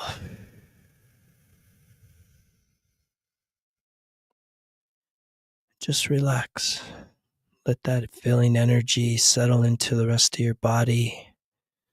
Just give thanks for this beautiful body of yours.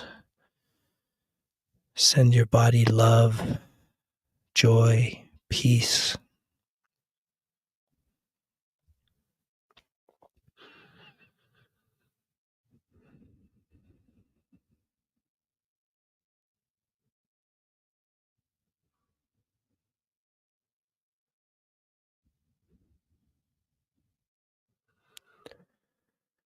And here in a moment, we'll start our next round of breathing in through our mouth, out through our mouth. When you're ready, let's begin. First breath in through our mouth.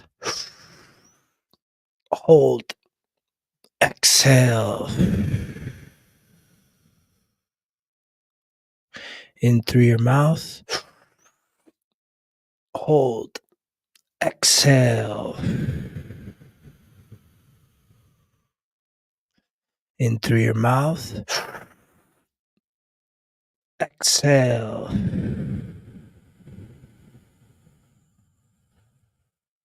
In through your mouth. Hold. Exhale.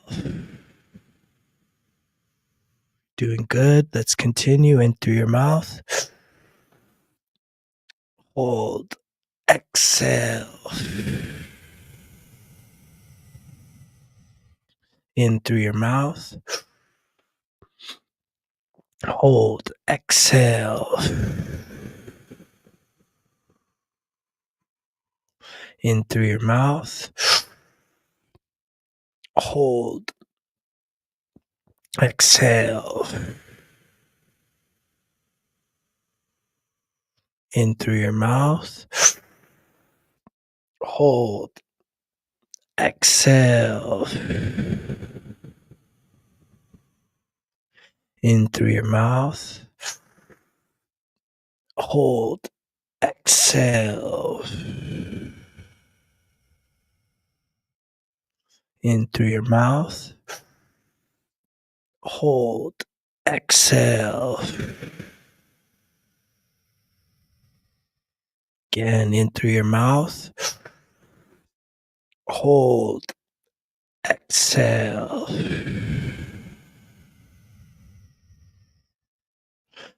One more, in through your mouth as deep as you can. Hold. Exhale. Let's do one last one as deep as you can. Inhale. And hold. And exhale with a smile. Just let it all go. Let all that energy, that life force that you're building up, just settle into your body. Send your body love. Just allow that energy to settle in. Just feel the peace, the love, and the joy that you are cultivating in this moment. I trust every single one of you participating here feels so much more love, joy, and true peace.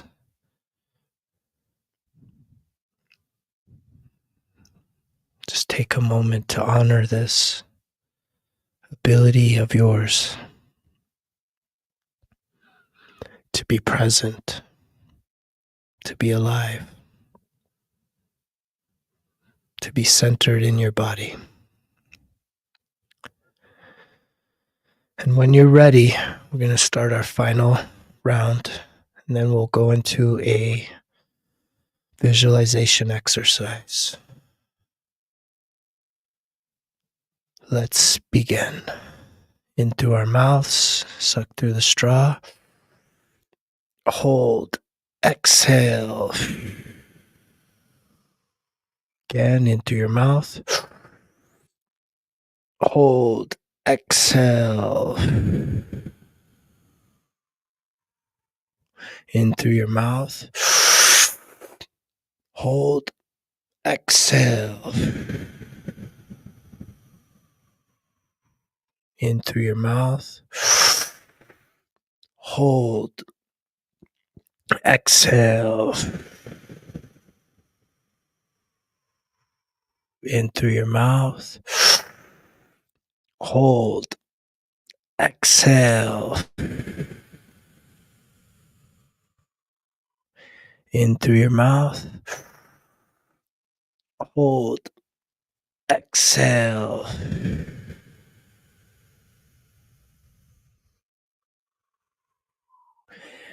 In through your mouth. Hold. Exhale.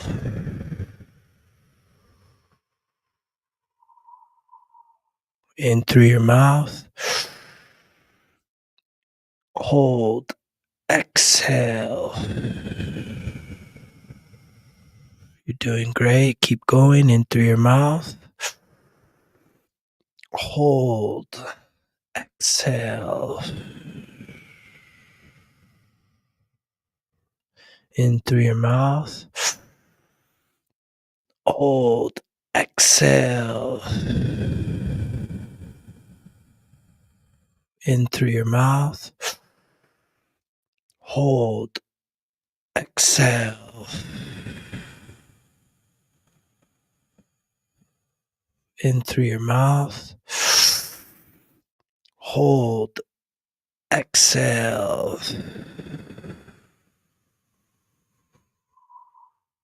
In through your mouth.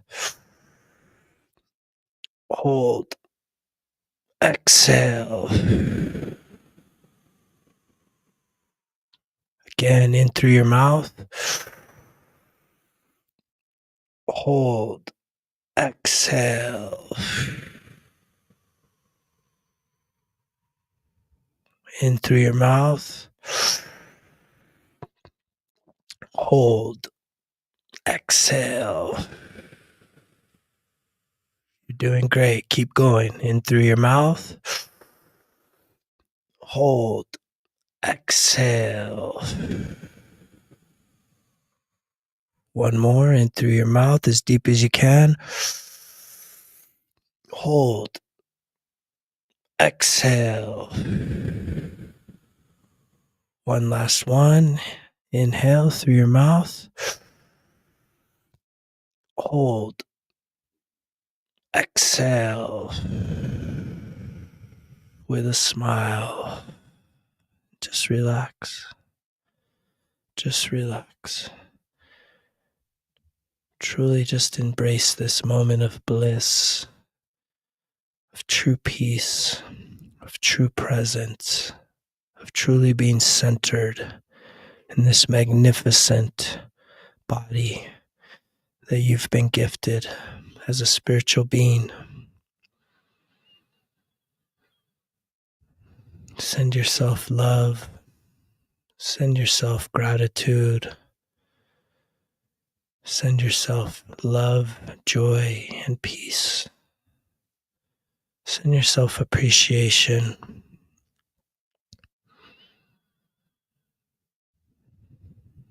Send yourself acceptance. Send yourself kindness, forgiveness, and understanding. Send yourself freedom. Send yourself sobriety. Send yourself strength, clarity, and focus. Send yourself courage. Send yourself truth. Send yourself energy, power, and the ability to continue going each and every day.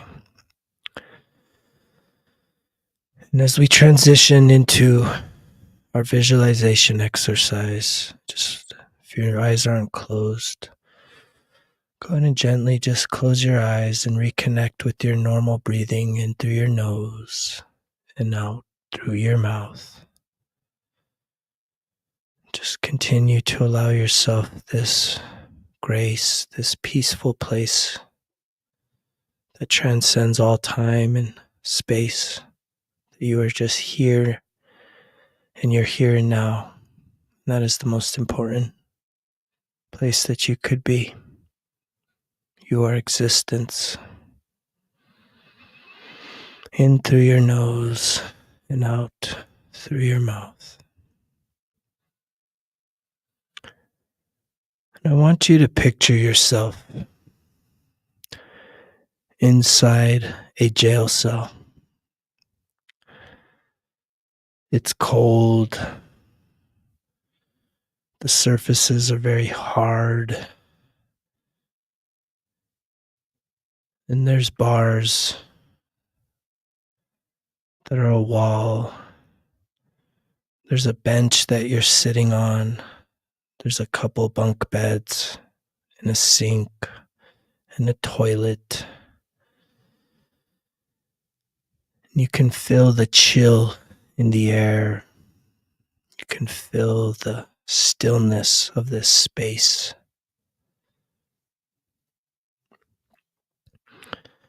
And as you're sitting in this cell, you hear footsteps approaching from the outside. Someone has come to visit you with a message. So you stand up and you walk towards the bar wall, and this person emerges from the shadows. You recognize this person, and it brings a smile to your face. And as your eyes meet their eyes,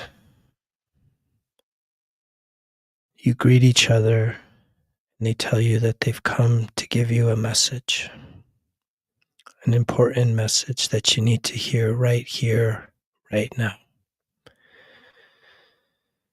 And you look to them and you thank them for bringing you this message, and they begin to share the message with you now. Receive this message.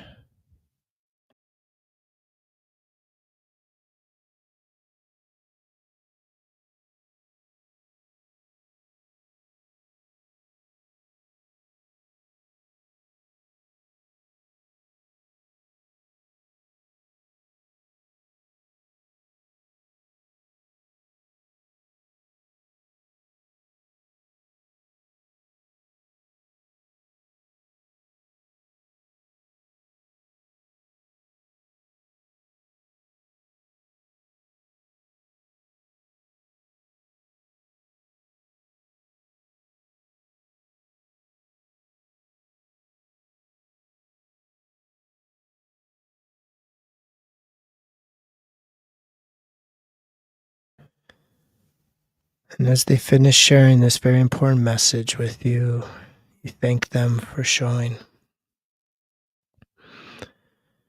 You take a moment to give them a response. Share any thoughts that are coming up with you.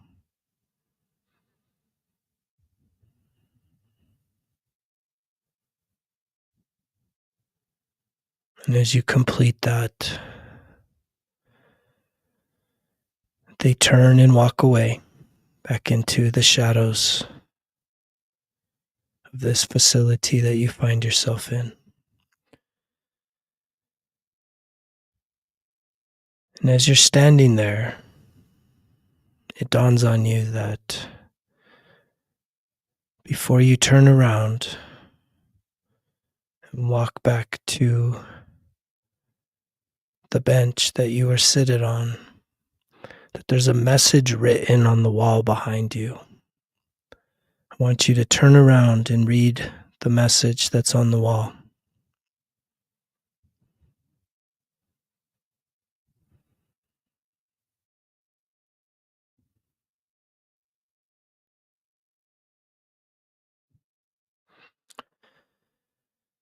And as you read that message, it dawns on you that you have put yourself in this place, a place that you do not belong. And it also dawns on you that you never checked to see if the door was locked on this cell. And in this moment, you walk to the door and you realize you can push it open. And as the door swings open, there's a slight bit of hesitation with you. There's a slight bit of guilt that comes over you, of shame, knowing that you have been in this place by your own will, that you were never locked within. You've kept yourself here. But you realize that now the time has come for you to set yourself free. And before you step outside that cell, you realize that once you step outside, you cannot go back. You must continue moving forward. And as you take that first step outside of the cell, you instantly start to feel the warmth of the sun radiating upon your face. As you continue walking one step at a time away from this cell that you found yourself in, the shadows lift and the lights appear to turn on, and you realize that you're in this open space, that the whole cell was just an illusion. It was a place that you created for yourself to feel safe, to feel like you could hide, a place where you wanted to be unseen. But now you're here outside of that place, and part of you feels vulnerable, part of you feels insecure. And as you begin to walk in this open space, there's grass, there's trees, it's a sunny day, you feel the warmth of the sun. And off in the distance, you see a young child playing, and you feel drawn to walk towards the child.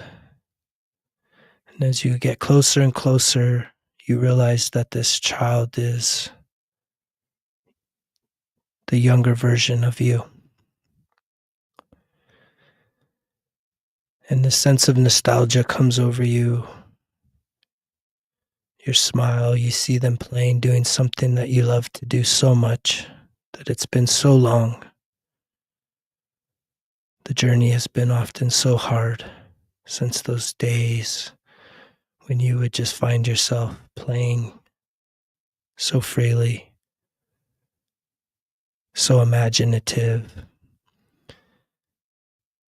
And your child looks to you with a smile and runs up to you and gives you the biggest hug around your waist. And you hug them in return, and you can feel their warmth. You can feel the heartbeat. You can feel their breath. And they jump up in your arms, and as you're holding them, they're hugging around your neck, and they whisper in your ear that they have a message for you. They wanted to tell you something, and they ask if it's okay if they share. And you say, yes, of course. I would love to hear what you have to say. And as you hold them, you feel the warmth of the sun. You can smell the fragrance coming from them. They begin to share a message with you. Receive the message from your inner child that loves you so much right here, right now.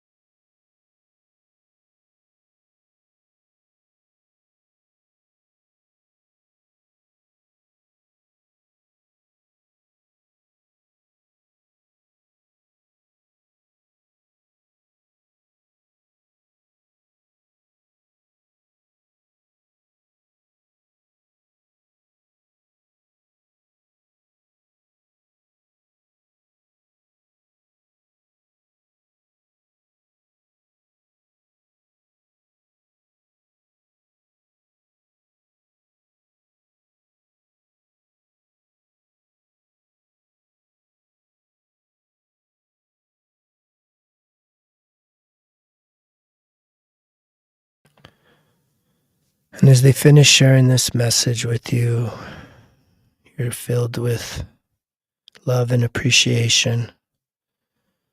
You're so grateful for this brief yet ever so important reunion with your inner child. You take a moment to respond to their message with a heartfelt message of your own. Share that message with your inner child now.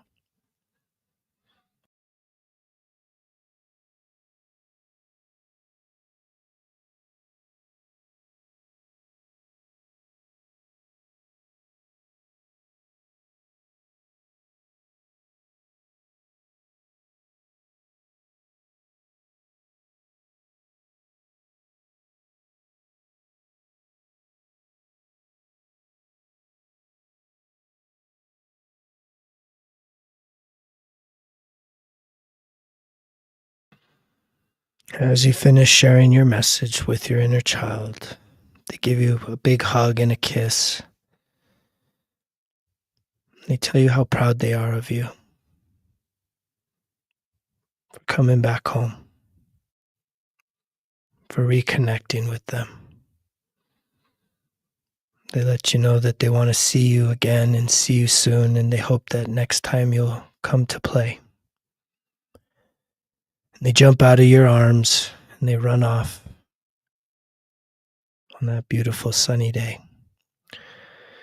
And you look over to the side and there's a bench. You walk over to that bench, you sit down, and you just feel the warmth of the radiant sun warming up your skin,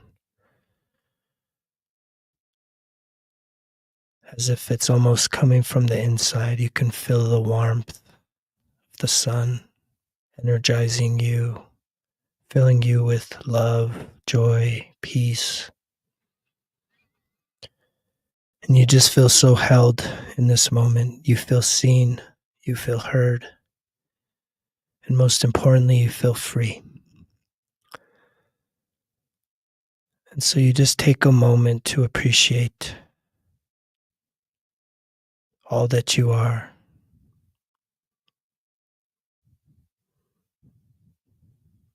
Knowing that there's still so much more for you to express in this world, so much more beauty, so much love to give, so much love to be. And you know that now is the time that everything changes.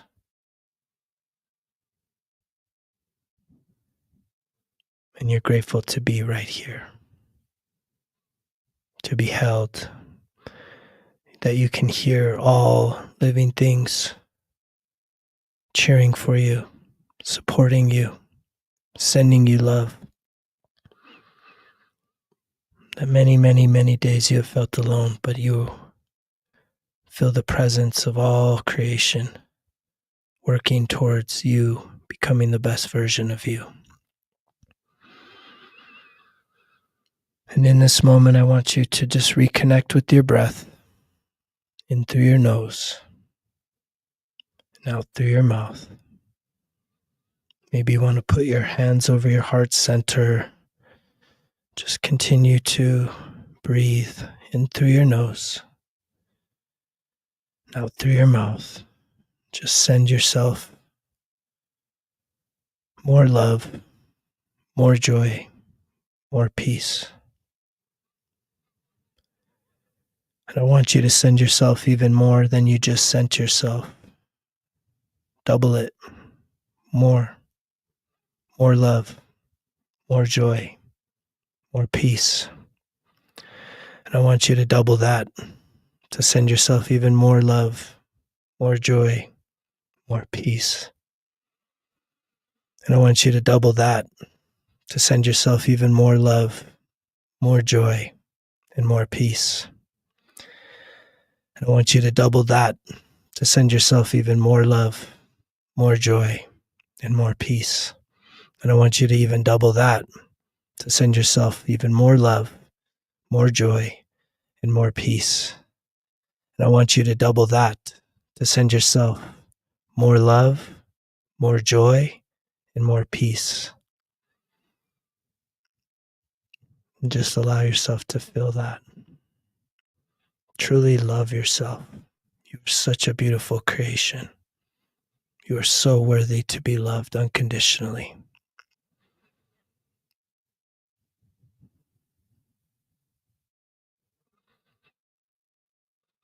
On the count of 5, we'll reconnect with our bodies. Just start by focusing in on your breath. 5, 4, 3, 2, 1. Smile. Go ahead and open up your eyes. Some of you may need a stretch. I know I do. Oh, yeah, just reconnect with this beautiful body of yours. I hope you feel fresh. I hope you feel renewed. I hope you feel alive, present, in this moment, fully centered on your body, knowing that you were able to bring yourself to this place. The way you feel right now was you. And you can do this every single day. Anytime that your energy shifts, you know that there are many, many tools that you can utilize in order to bring yourself back into your body, outside of the thinking mind, to give it a rest and get back into your heart space. I thank you all so much for being here today. It's been such an honor. It's been such a pleasure. I look forward to many, many, many more sessions together, times together, conversations together, and clearly just becoming the light in the healing process throughout this world. I love you guys so much. Thank you so much for being here. I send you much blessings, much life. 1% better every single day. It's not just a saying, it's truly a way of life. Hold yourself accountable. Go all in on you. You are so worth it. You are so worth it. If you don't have that confidence, reach out to me. You could borrow some of mine until we build yours up. I love you. I see you. I hear you. Because you know the drill.